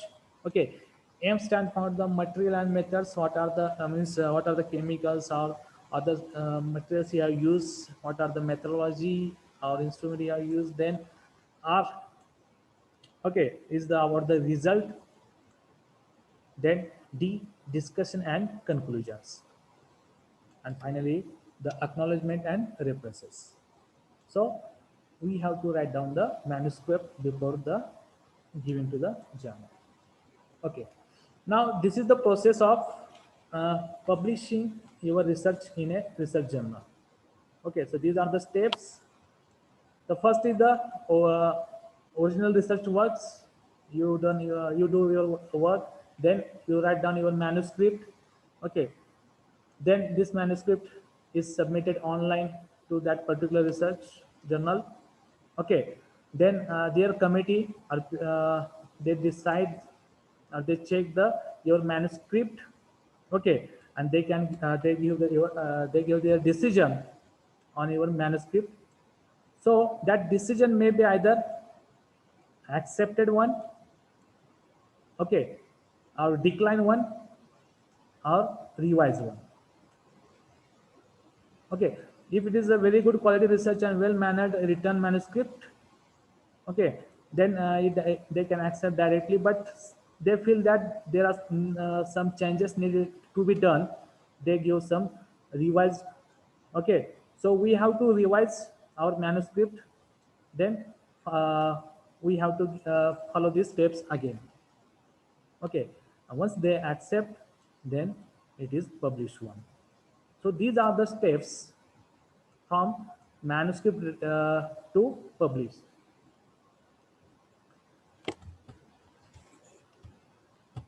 Okay, so I will discuss some about the patent because I say that patent is the first step before the publications. Okay, once you have patent, then you can use that patent for your benefit. Okay, either you can sell that patent to the other company and you can earn a lot of money, or you can start your own business. Suppose you have a good research. For example, those are the chemist people. They have developed their own vaccine to stop the corona. Okay, they have process, they have the product. So this process of product they can sell to the other company like serum. Okay, and they get the benefit from it. Or you can start your own small industry if you have fund. So if you have a good quality research, so always go for the patent or try for the patent. So what is patent? This is the Latin word called the pater, means to lay off on. So patent is a right granted to an inventor by a federal government that permits the inventor to exclude other from making, selling, or using the invention for a period of time. In short, suppose you drop a 100 rupee money on street.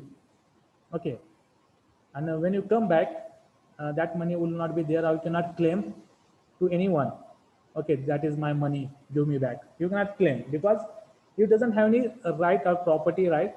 But suppose you park your vehicle or a motorbike outside the shop, and someone claim that that is your bike.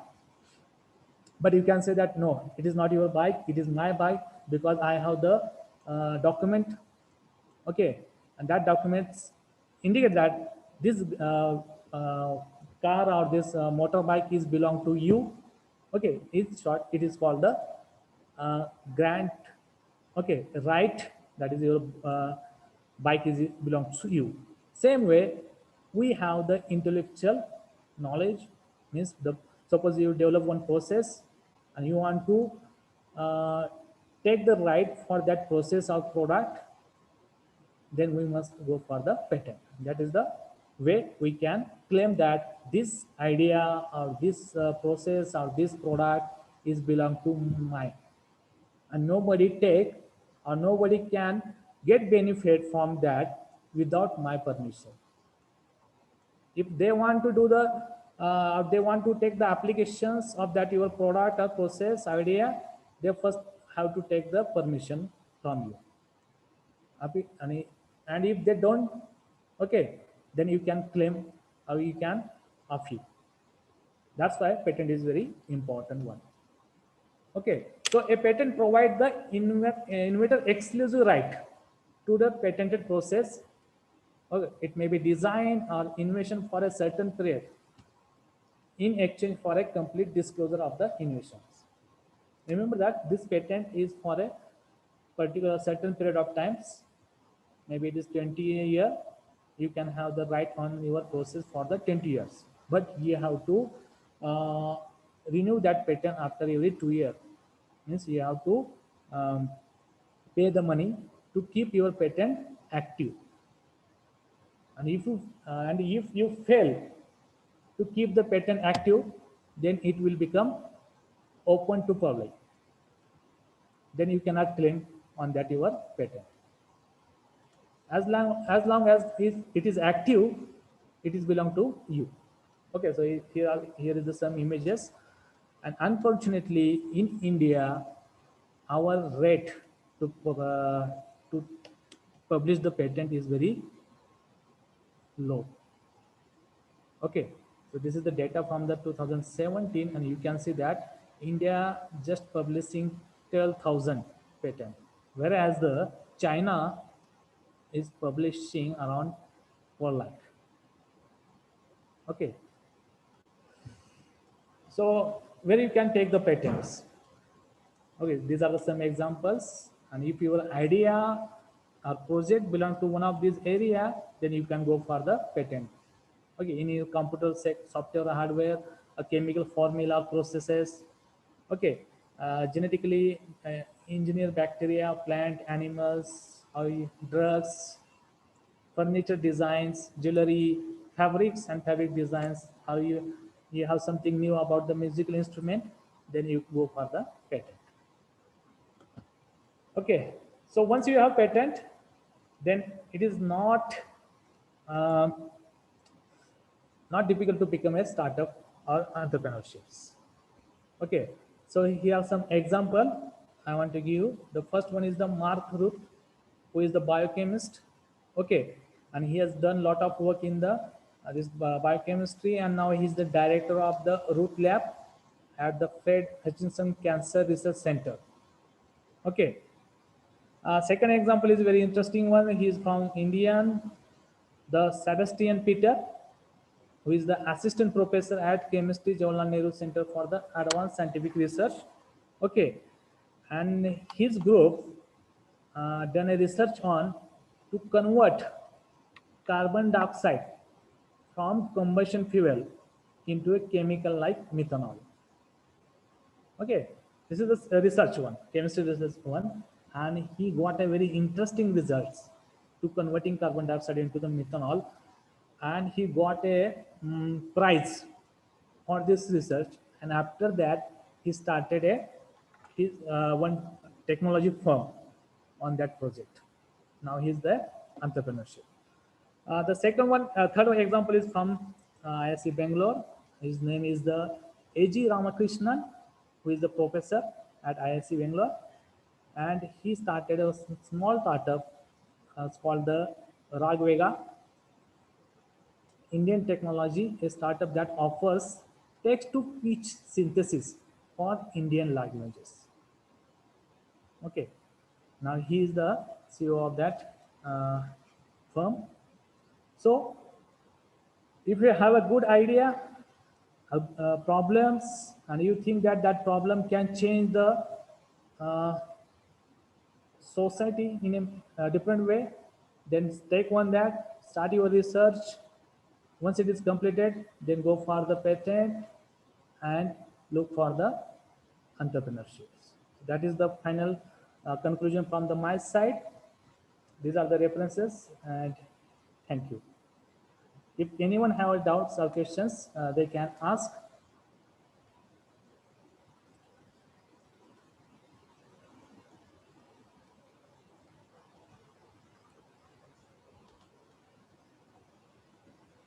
Okay, hand over to the Niveka sir.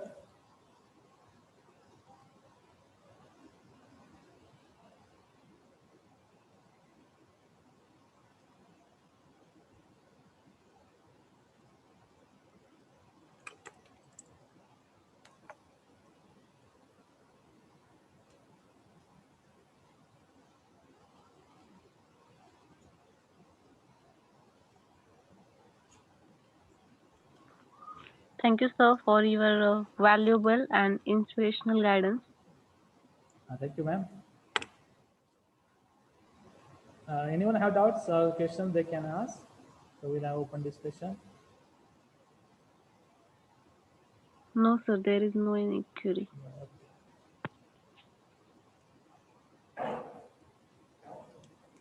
If anyone have a doubt, you can ask or you can raise your hand.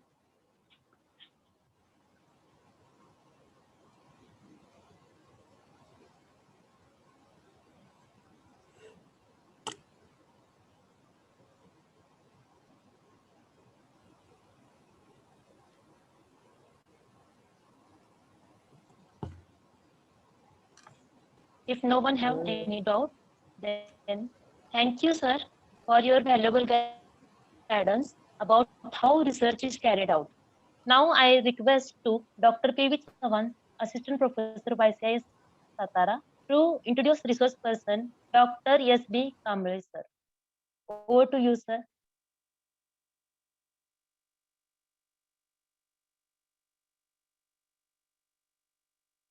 Over to you, sir. Chavan, sir.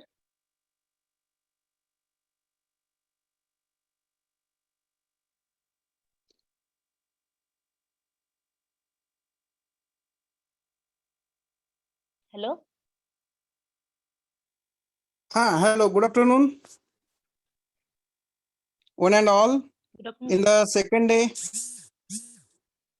in the second session, today we have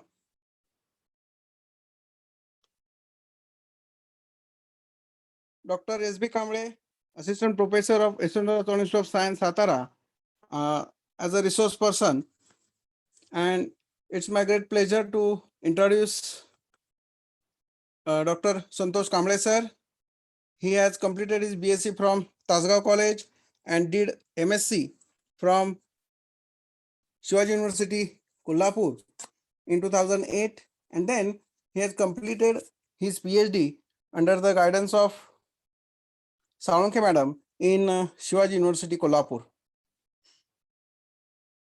His research area is organic chemistry, synthesis and application of lower molecular weight, organic gelters and nanomaterials. On his credit, he has 34 papers published in national international journals. Also, he has attended national international conference, almost more than 50. Citation of his research journal is 416. H index is 13 and I10 index is 14. He is a Raman postdoctoral fellow, USA. And also he has awarded by so many awards, best paper presentation and national conference on frontier in chemical and biological science. Then in 2013, he has also received best paper presentation award, UGC startup grant he has received, then Raman postdoc research fellow in 2016, then best research award in international conference at Chennai he has received, and just now he has in October 2020 he is awarded as a young research award by Bangalore. So he has also a member of editorial board of Current Organic Chemistry and Science publisher, and such a good researcher as well as teaching experience. He has 8 years at UG as well as PG. Such a dynamic and academic as well as research assistant professor is with us. So I request him to deliver a talk, and which is very useful for our student which enrolled in the PD3P4. Thank you. So I hand over to deliver talk to Dr. Santosh Kamble, sir.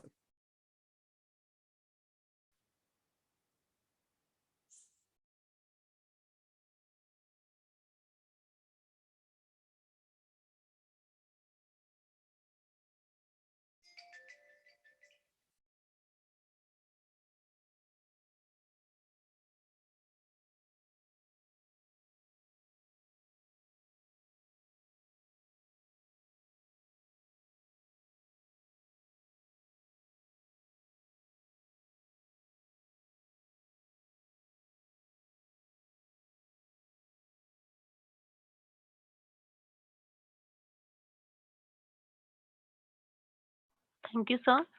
Now request to Dr. S.B. Kamble, sir, to start with the further session.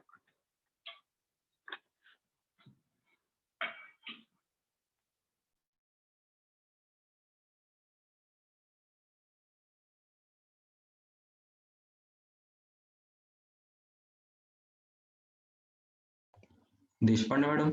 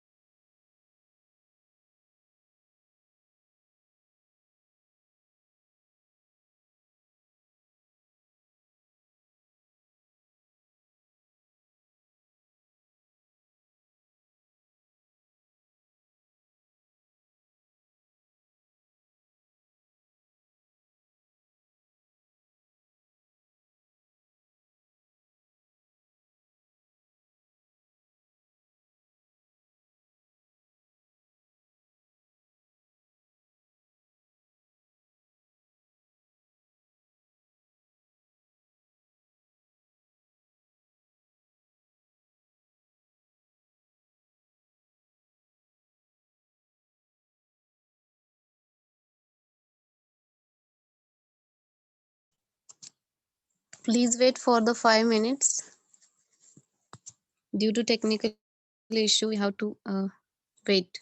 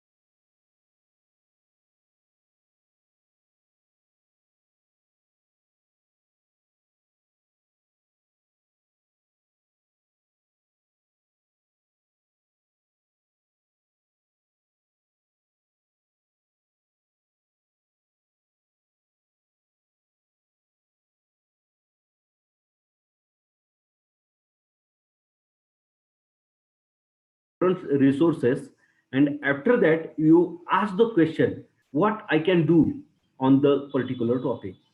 So such due to literature we know that up to that mark the work is going on, work is happen, but what we can do in the next. For example, suppose the nanoparticles are there. So basically, in early stage of the nanoparticle synthesis, there are chemical synthesis way is there, and the zinc, nickel, oxide nanoparticle, copper oxide nanoparticle. So that are prepared by the chemical method.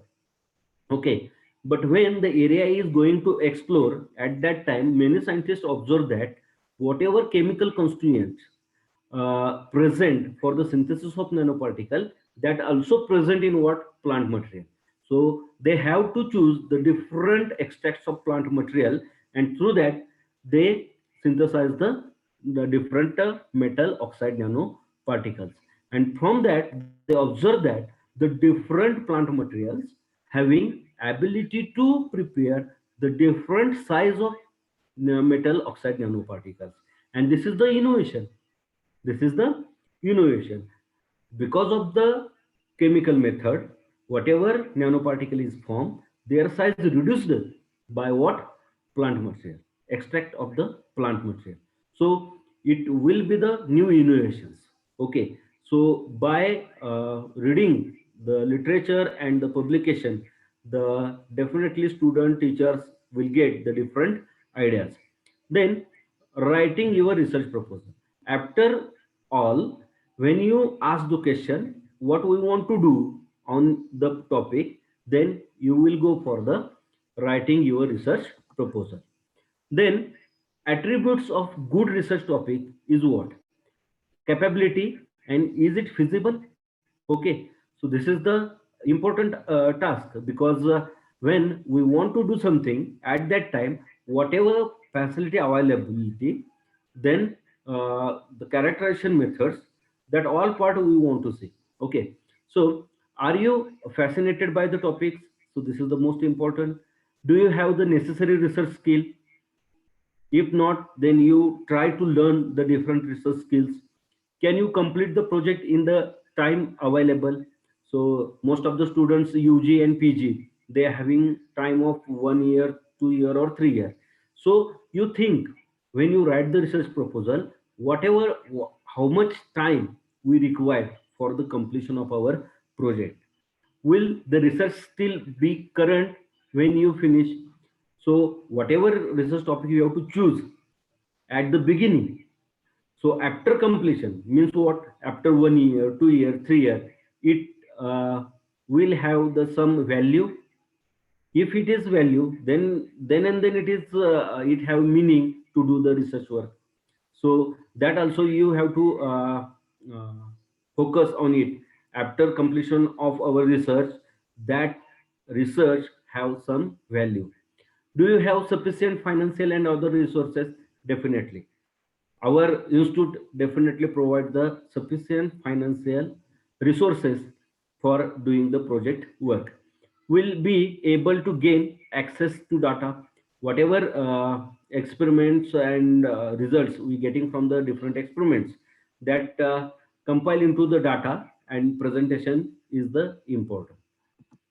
Then uh, appropriateness, is it worthwhile? So will the examining institutes standards be met? Okay. Does the topic contain issues with clear links to theory? Are the research questions and objectives clearly stated? Will the proposed research provide fresh insight into the topic? So whatever we give the proposal for the research project, that proposed research provides the fresh insight into the topic. So something new and fresh part involved in that topic is important. Are the findings likely to be symmetrical? Does the research topic match your career goals? So UG and PG students, most of the students, when they choose their research topic for the PD3P4, at that time, you also think on that, this research topic is important for our career goals? If it is there, then it will be very helpful to us. Uh, I would like to give here one example. Siddharth Kulkarni.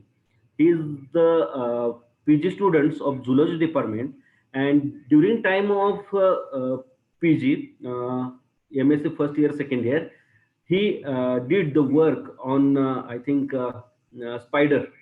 Okay, and on the basis of that, he published their paper during time of PG, and after completion of PGs, on the basis of that, he get opportunity to do research for PhD in Washington University, USA.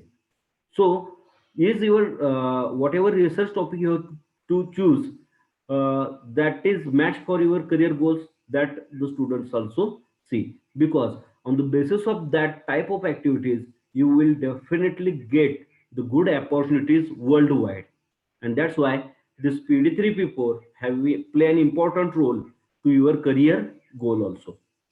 Then attributes of a good research topic, if relevant, does the topic relate clearly to an idea you were given, possibly by your organization? So whatever you write the proposal related to your research work, that topic ideas are clear. If it is clear, then it is sanctioned by the organization. Okay, so I wish I would have thought of it first. Okay, so before the start the research project, whatever you do, that is selection of a research topic, then you go for the literature, internet. By use of internet you getting the different information, and you have to make the proposal. At that time you should know that I have confidence about my research work. Whatever result I don't know, but I want to do something new in the relate whatever topic I have choose. So it is need based. Whatever research topic we have to use, it is almost about 50% need based to the society. Solving a problem that exists, something is unknown, so fill in the gap. He she did it and I will repeat in my lab. So number of time we've seen that the different experiments done by published in international national papers, that work we have to repeat in our lab to check such whatever results comes through that procedure, it is true or not.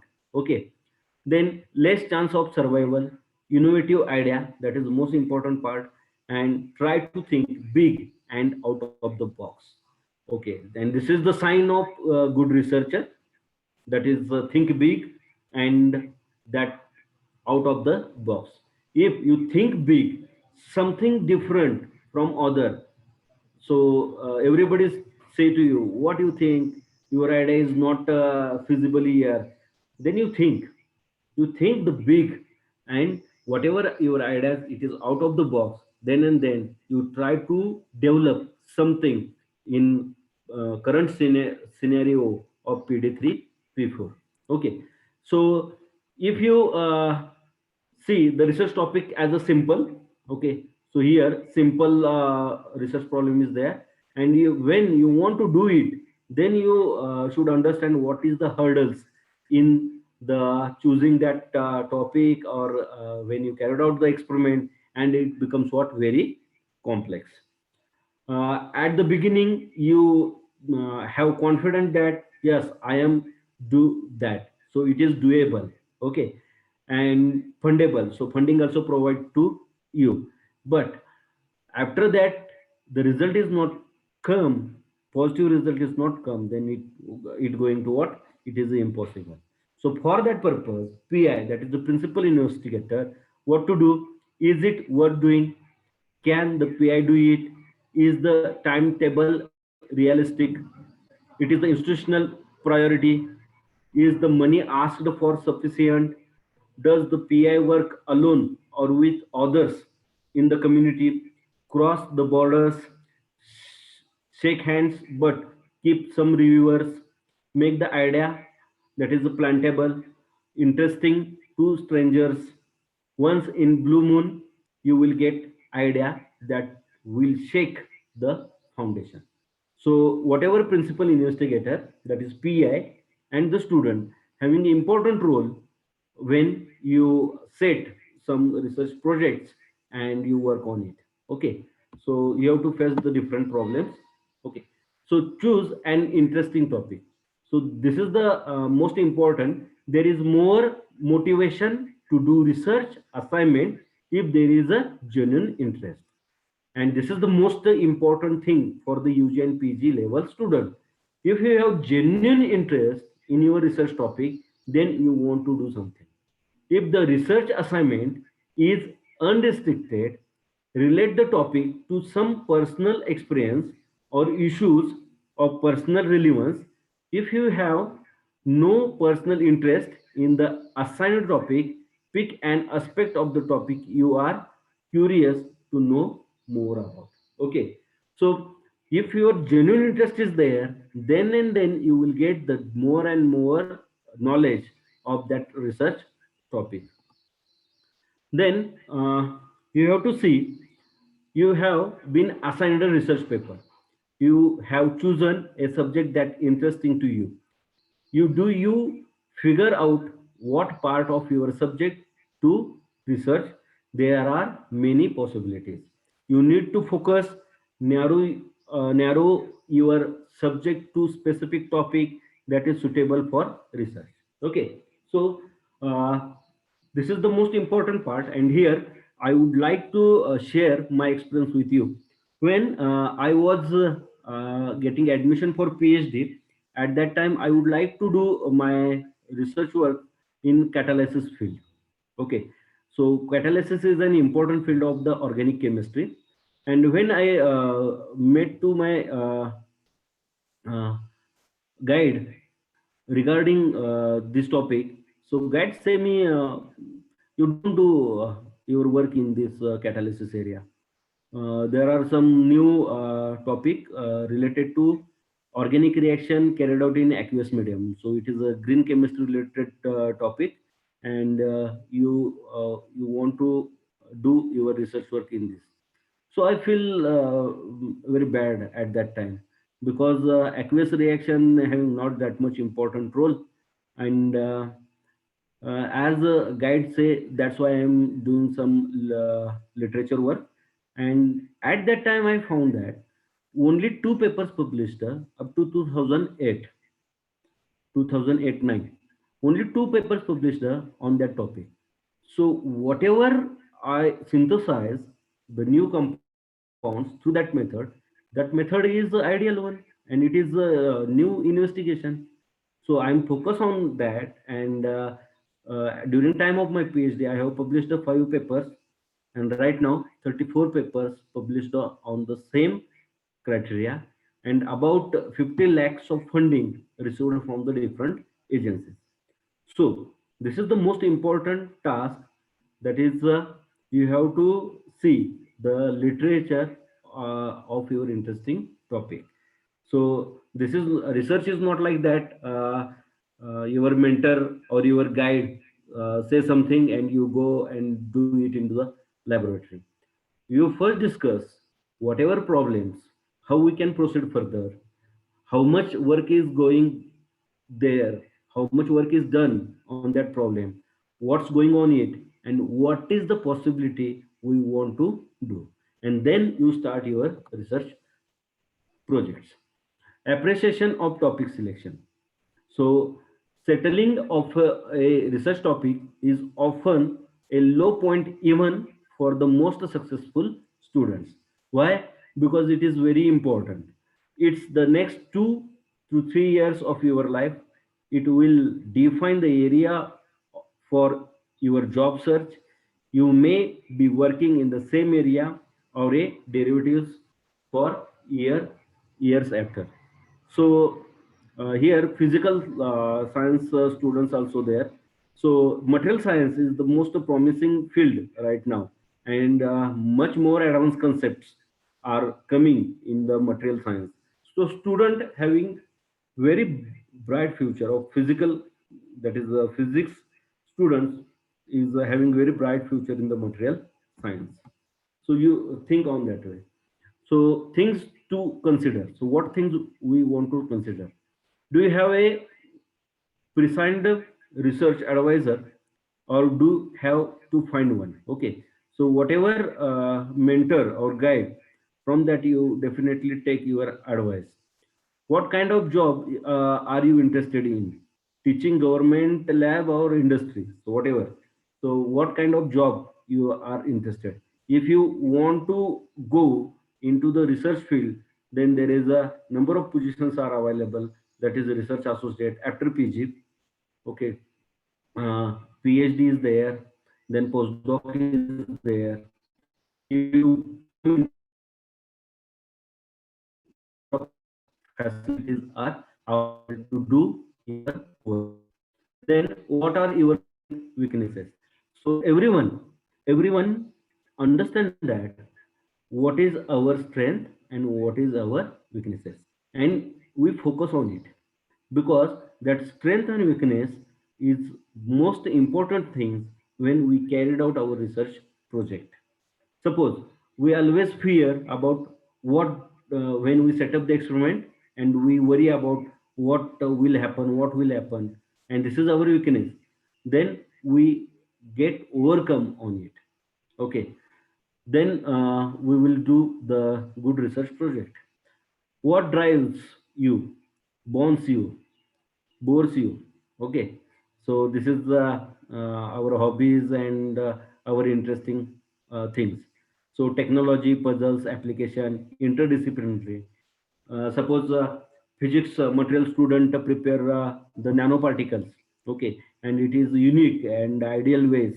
Okay, and you think what we can do, what's its application other than the material science, and you contact to the chemistry person and you ask them, we have prepared suppose gold nanoparticle.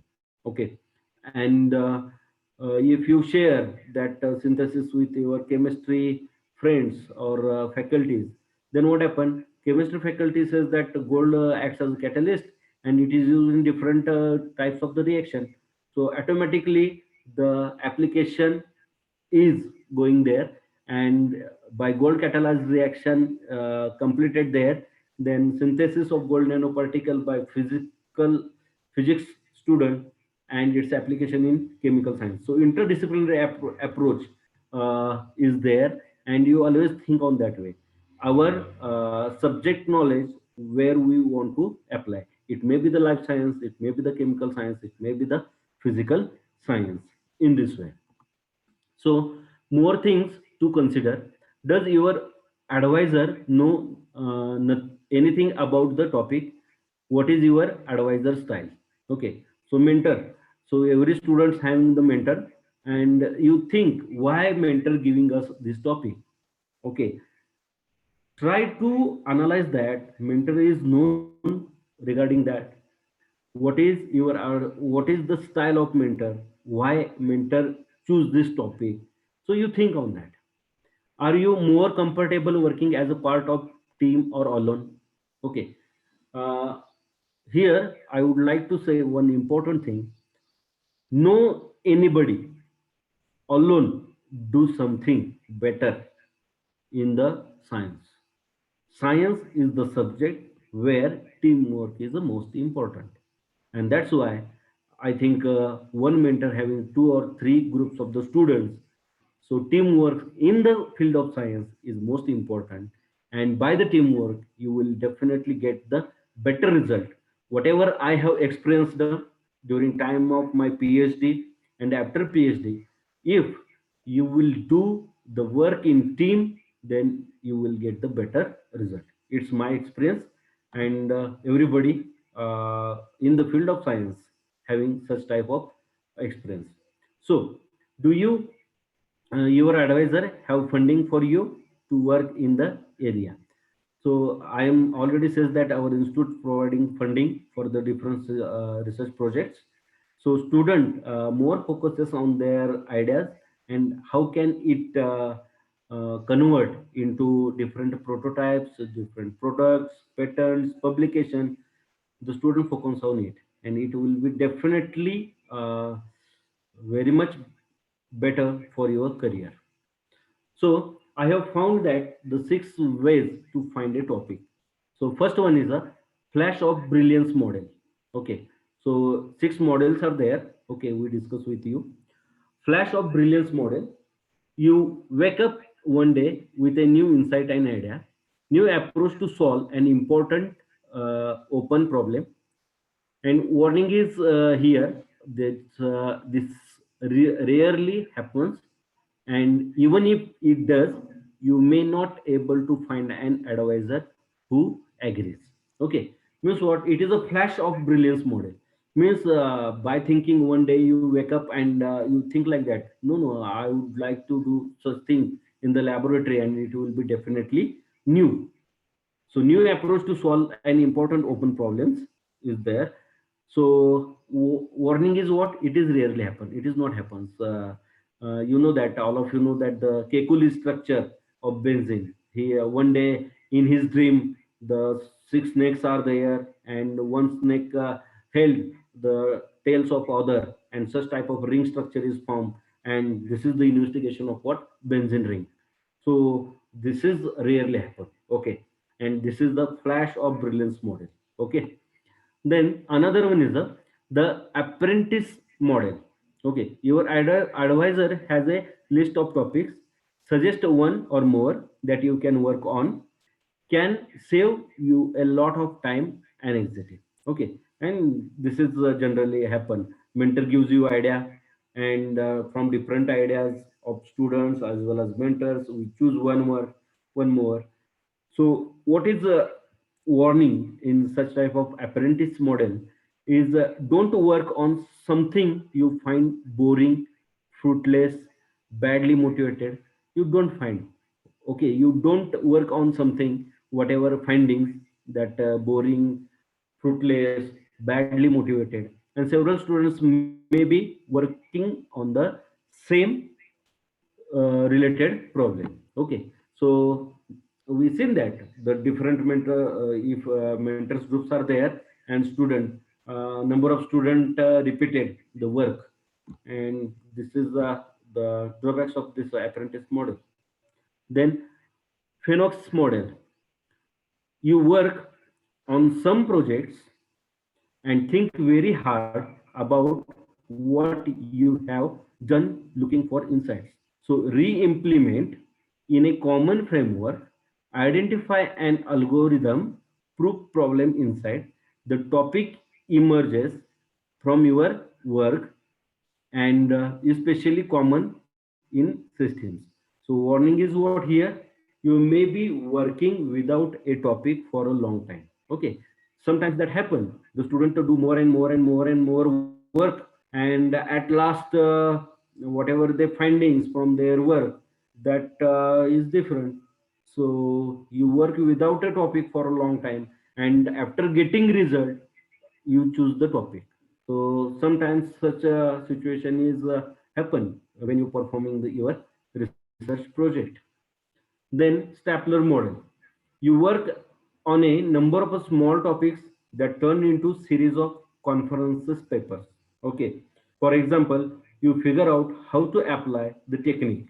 Okay. To a number of key problems.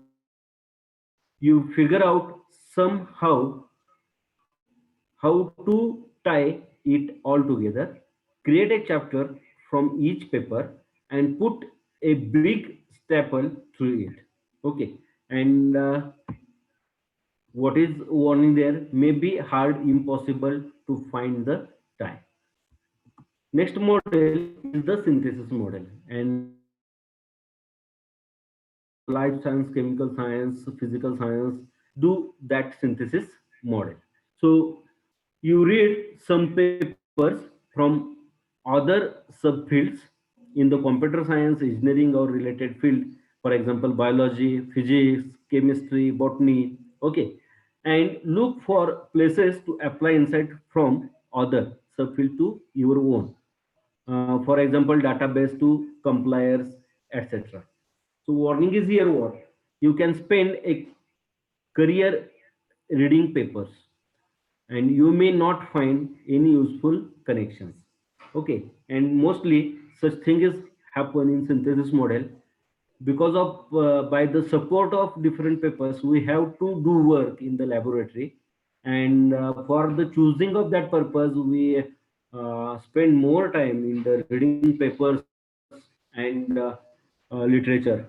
And after that, whatever you find that useful in connection, not find any useful in connection. So such drawbacks of synthesis model is there, and this synthesis model, be clearly I say here, number of mentors, number of students apply that model.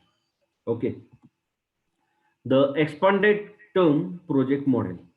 So this is the sixth way to choose the topic. You take a project course that gives you a new perspective, for example, theory for system and vice versa. The project paper combines your research project with the course project, and near about half projects does double duty. Okay. And warning is here is what this can distract from your research if you can't find a related project or paper. Okay, if you not find the related project or paper, you can't go ahead in such type of expanded term project model. Okay, so don't afraid to take risk in research. This is the most important thing.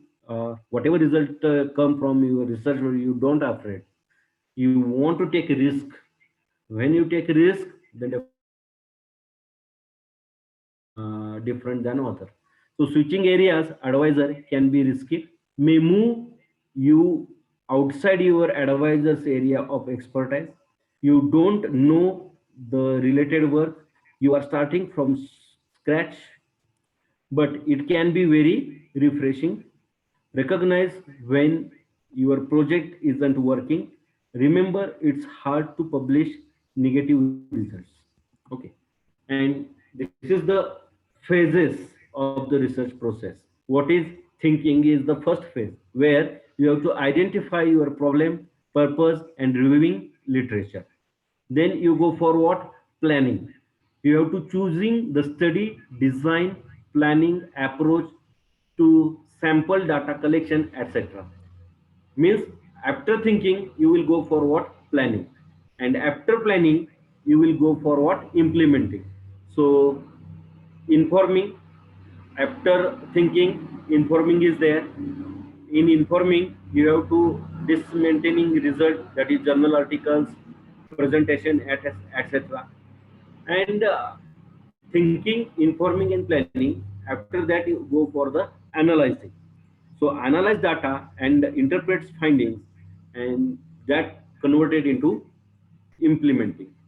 And that implementing is recruiting participants and collecting the data. And that phases of the research is expressed by Norwood in 2000. So steps in identifying research problems. So what steps involving in identifying the research problem? First one is what? Outline areas of the interest. First, choose a topic, narrow your topic, identify a research problem, and identify the purpose of your study. You ask that question. Identify the research problem. Why we choose the outline areas of the interest? Because of our interest. In that interest, you choose the topic. Topic is our genuine interest. Then go for the narrow your topic. So what happened in this topic? What to do? What going to do? That see in that topic. Then next, identify a research problem. What research problem related to your topic, and then you go for identify the purpose of your study. Why you do that study? It will be published into the publication, it will be converted into product, it will be converted into patent. So you have to identify that. Okay. And observe your environment, be curious, ask the question. Ask question always is the born of new ideas in your mind. Okay, that's why you always ask question, why I'm doing, what is purpose of it, what's importance of it, it is useful, if it is not useful, why I'm doing. So ask the question always. Okay, read about your interest, talk to your colleagues, find out other are doing. Okay, so this is the important thing to discuss with your mentors, discuss with your team members, or if any other discipline person is there, you interact with them and try to finding out the new approaches in your subject. Then areas of interest is what? Start with an area you are familiar with, you definitely familiar with this. Begin broadly and think of things that interest you in your practice. What what what do you find frustrating, perplexing? What do you think works well? What could be improved? Be creative and try to think outside the box. Brainstorm about journal areas of interest. Write down all your thoughts and ideas. Second one, choosing your topic. That choose on area of interest as topic you will focus on to help you select a topic to consider significance relevance. In this, an important problem for nurses, nursing practices. So, is it timely? Then gaps, interest. So, narrowing your topic means what? Refine your topic by becoming more specific about what you are interested in. Pose some questions about your topic to help you narrow your focus. Polite and Bake in 2010 suggests some questions stems to use assist in refining your topic, and that questions are: what is going on with, what is the meaning of, what influences or causes, what is the process by which, what factors contribute to, and how effective is. So when you narrowing your topic, you ask the question to yourself. Okay. So narrowing your topic using researchable questions. So narrow down the questions you have posed by eliminating those that are not researchable. According to Brick and Wood, researchable questions focus on fact, not opinion. Answers will help to describe or explain the phenomenon. Focus on fact, not opinion. So number of opinions we getting in free, all we know that, but we focus on the fact. Okay. Now questions deal with the significant issues. So this is most important. Relevant, that is the generate usable information. Action oriented, require you to do something and provide direction for the rest of the research process. Then identifying the research problem.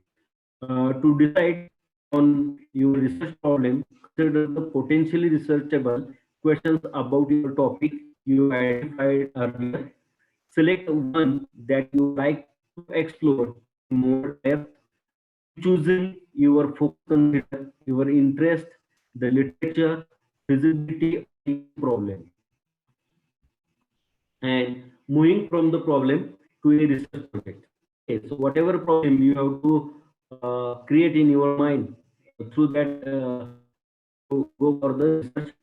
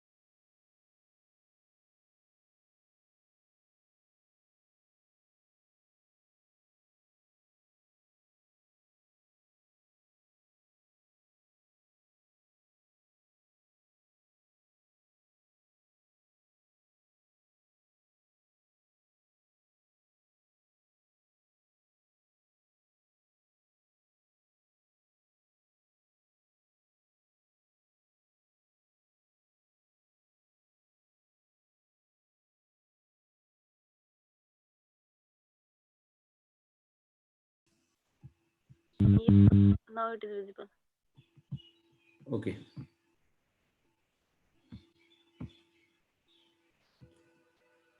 So moving from the problem to a research project, that is next steps. Reviewing and recruiting literature related to your problem. Find out what is known. Identify approaches to studying the problem. Consider theoretical approaches to studying the problem. Further refine your problem and purpose, and move to planning phase of your study. So 11 points to consider in finding and developing research topic. So what are that 11 points? And this is the most important when you choose the research topic. Can it be enthusiastically pursued?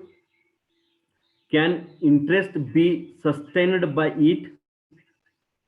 Is the problem solvable? Is it worth doing? Will it lead to other research problems? Is it manageable in size? What is the potential of making an original contribution to the literature in the field? 8.1. If the problem is solved, will the results be reviewed well by scholars in your field?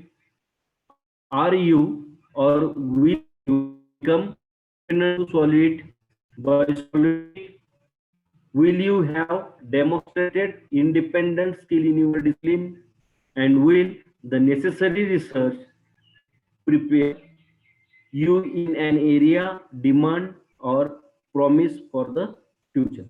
So that 11 points consider in finding and developing your research topics or research projects. Okay.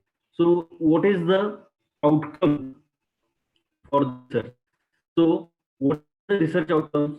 Outcomes research seeks to understand the end result of particular healthcare practice and interventions. So whatever synthesized compound, suppose if I am the person of chemistry, we synthesize some heterocyclic compound and it having the biological applications. So what's its result of a particular health, career, practice, and invention? Outcome research has altered the culture of clinical practice and healthcare research by changing how we assess the end result of healthcare services. Okay, so whatever patent we want to do, whatever the prototypes, so that result on the basis of what result from your research project. In doing so, it has provided the foundation for measuring the quality of care. So Agency for Healthcare Research and Quality. So when your product is formed, AHR to evidences to make healthcare safer, high quality, more accessible, equitable, and affordable. Work to make sure that evidence is understood and it is used. So importance of outcome of research is what is used as a health status measure to assess end result on overall health and quality of life. In contrast to such outcomes, the death prediction health are important to patients and their families. Research has also added a new dimension to that treatment process by developing ways to assess patients' preferences for alternative options. Outcome research is developing communication tools as interviews that allow patients and treatment options available, benefits and risks. One particular has been developed as measure for since the importance and nature of their preferences is poorly understood. So whatever topic we have go to that get the result. Research paper writing for national and international publication is the outcome of your research project. If you do a lot of work on your research project and you are unable to publish the paper at national as well as international publication, but whatever information you collect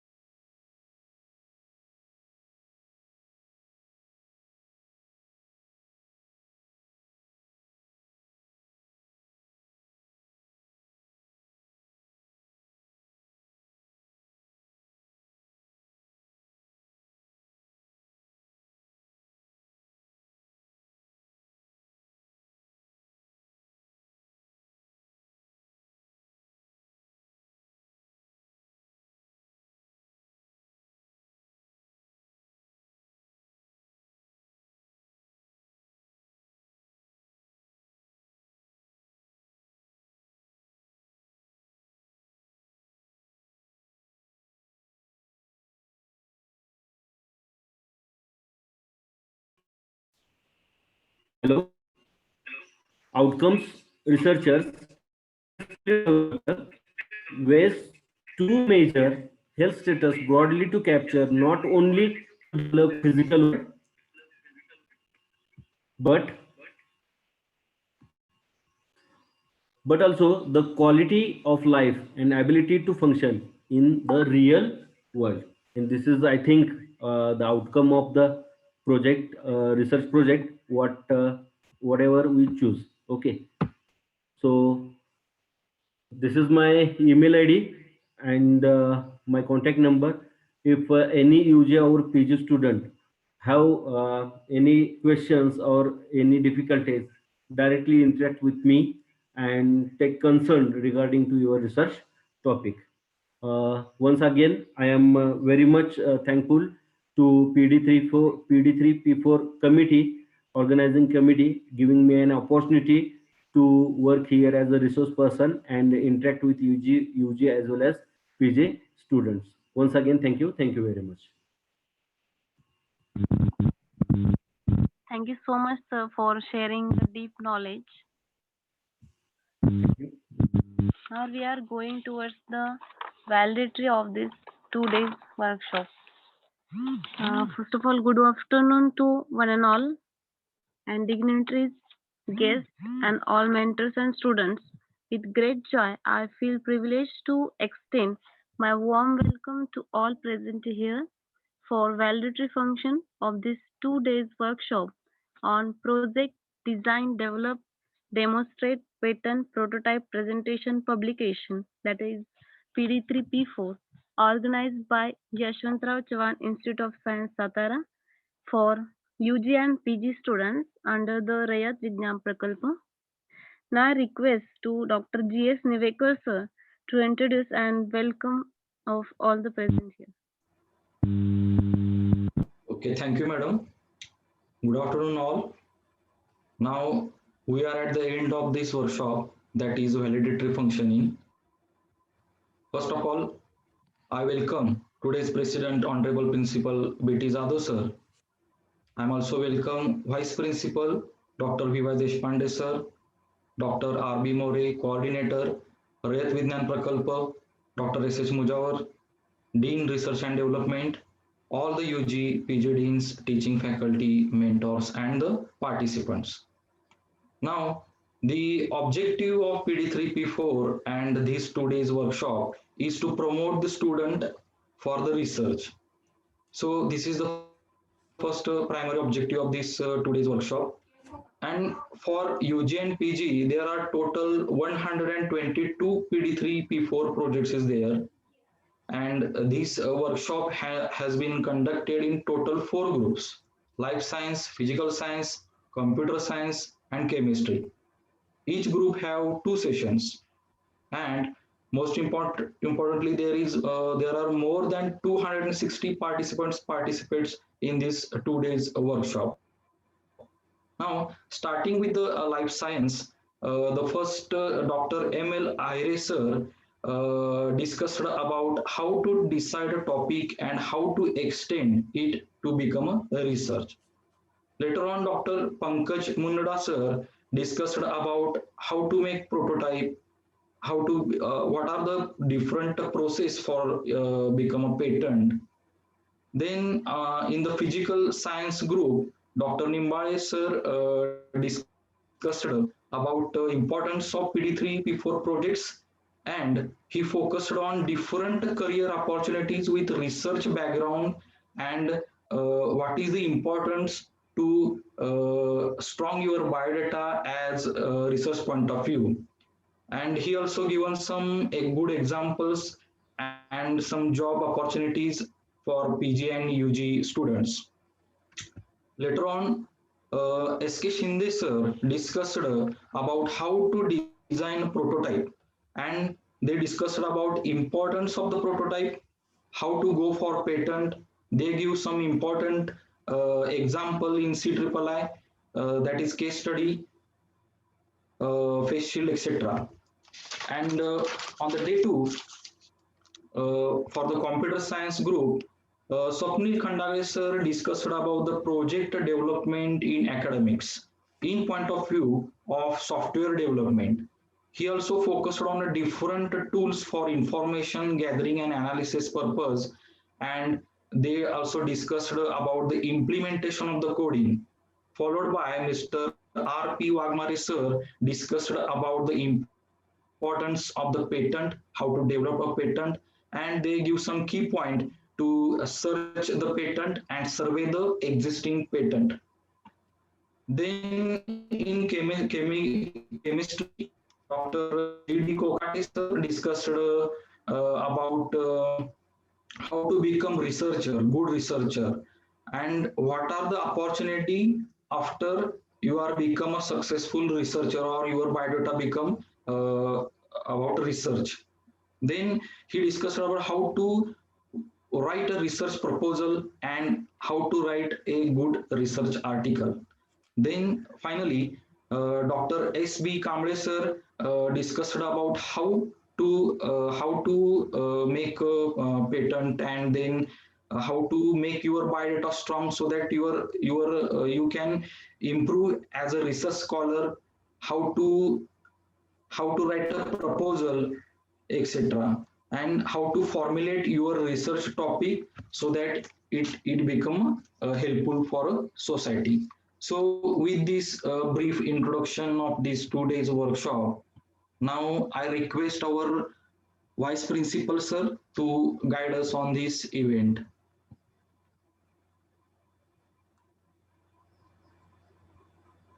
Hello. Yes sir. I'm having some problem related to electricity and my bandwidth has gone down, but a very nice say organization. I was there for the inauguration and there were 300 logins, and now I see there are only 80 of them. And if you are having 122 projects and 80 participants for valedictory, we must do something about the presentee. And out of those 80, 23 are staff members, faculty members. Okay, never mind. But very good initiative taken by the PD3P4 committee. Maurice sir, Mujawar sir, Iris sir, and all the speakers, they have given wonderful talks. And the students who are logged in, I like to tell them that by now, after going through these 4 days of the workshop, you must have realized that research is not a simple business, or it is not a simple thing where you simply collect something, do the project, write down something, and earn marks. So, other than that, you are having so many opportunities. You can move forward, and then you can sell your research, you can convert your research into a product, and then you can go for patenting, and you can become a rich, and you maybe as sir was saying, you can increase your biodata, and the most important thing I think out of all these things is that you will become smarter than what you are, and you will do something for the betterment of society. So if the research projects have been given out, and if some work has been carried out, as Honorable Principal Jadhav sir was saying at the time of inauguration, now it is the time for the students to rethink. Maybe they can reschedule their projects. Maybe they can make some necessary changes, because now after listening to so many speakers, after getting so many new facts, I'm sure they'll be able to perform in a better manner. And maybe some of the projects, some of the students, and not only the students, but some of the mentors may be thinking that, Are, now I could have given this particular work, and we could have carried out these activities, and maybe our research would have been better if it would have gone in this direction. So I think maybe we can realign your research articles and go for it, and go for a better product, go for a better output research activity. So a very nice activity. I think I was there in and out so many times, and I was listening to the feedback. from the faculty members and all. And so all the speakers, they have taken very good efforts for preparing their presentation. Only thing was the question answer sessions were a bit weak, but maybe they'll contact their mentors, and since all the experts are from our college, maybe the students will get in touch with you, and it will be a wonderful thing. So I congratulate the committee members, all the members who have taken effort for organizing, and not only organizing but executing this particular activity in such a wonderful manner. And I hope the students have made most of it, and even the mentors have benefited. And overall, it will be very much beneficial for the institute also. So once again, I'll congratulate everybody and stop over here. Thank you very much. Thank you, sir, for your influential message. We are charmed by your sharp fluency. Actually, gratitude is the fairest blossom which springs from the soul. So, as we come to the close of our valedictory function, so I invite Dr. S.M. Deshpande ma'am to propose the vote of thanks. Thank you, Tambe ma'am. It gives me an immense pleasure to express my gratitude in the occasion of valedictory function of 2 days workshop on PD3P4 organized by Yashwantrao Chavan Institute of Science, Satara. On this occasion, I would like to express my gratitude towards our Honorable Principal, Dr. B.T. Jadhav sir, who is always ready to provide a platform for the students, and also thankful to our Honorable Vice Principal, Professor V.Y. Deshpande sir, who is inspiration for all the programs organized in the college. I would like to thank the coordinator of Rayat Vignan Prakalp, Dr. R.B. More sir, and Dean Research and Development, Dr. S.H. Mujawar sir, for their help during this activity. I would extend my thanks to the resource persons of this 2 days workshop, Dr. M.L. Ahire sir, Dr. P.S. Mundra sir. They have given lectures for the life science group. Then I would like to thank Dr. S.M. Limbale sir and Dr. S.K. Shinde sir, who have delivered their talk for the material science students and mentors. I would like to thank Mr. Swapnil Khandagale sir and Mr. R.P. Wagmare sir, who has given lecture for the computer science departments in our college. I would like also thank to Dr. S.B. Kamble sir, Dr. G.D. Kokate sir, who have given nice lecture for the chemical science and forensic science department in our college. I would like to express my thanks to all the virtual participants who are engaged since 2 days in this workshop, and without them, the workshop will not be a success. I would like to thank the comparers Mridul Sutar, Madhuri Sawant, Dr. Priyanka Kashid, and Bhakti Tambe ma'am for their nice comparing. I would like to thank all the committee members of PD3P4 who have supported us for the last 2 days. I would also like to thank our technical support, Mr. Doke sir, for his technical support during these 2 days. I would also like to thank my colleague, Dr. Nivekar sir, for his help and cooperation during these 2 days. Finally, I would like to thank one and all who have helped and supported to conduct this activity for the 2 days.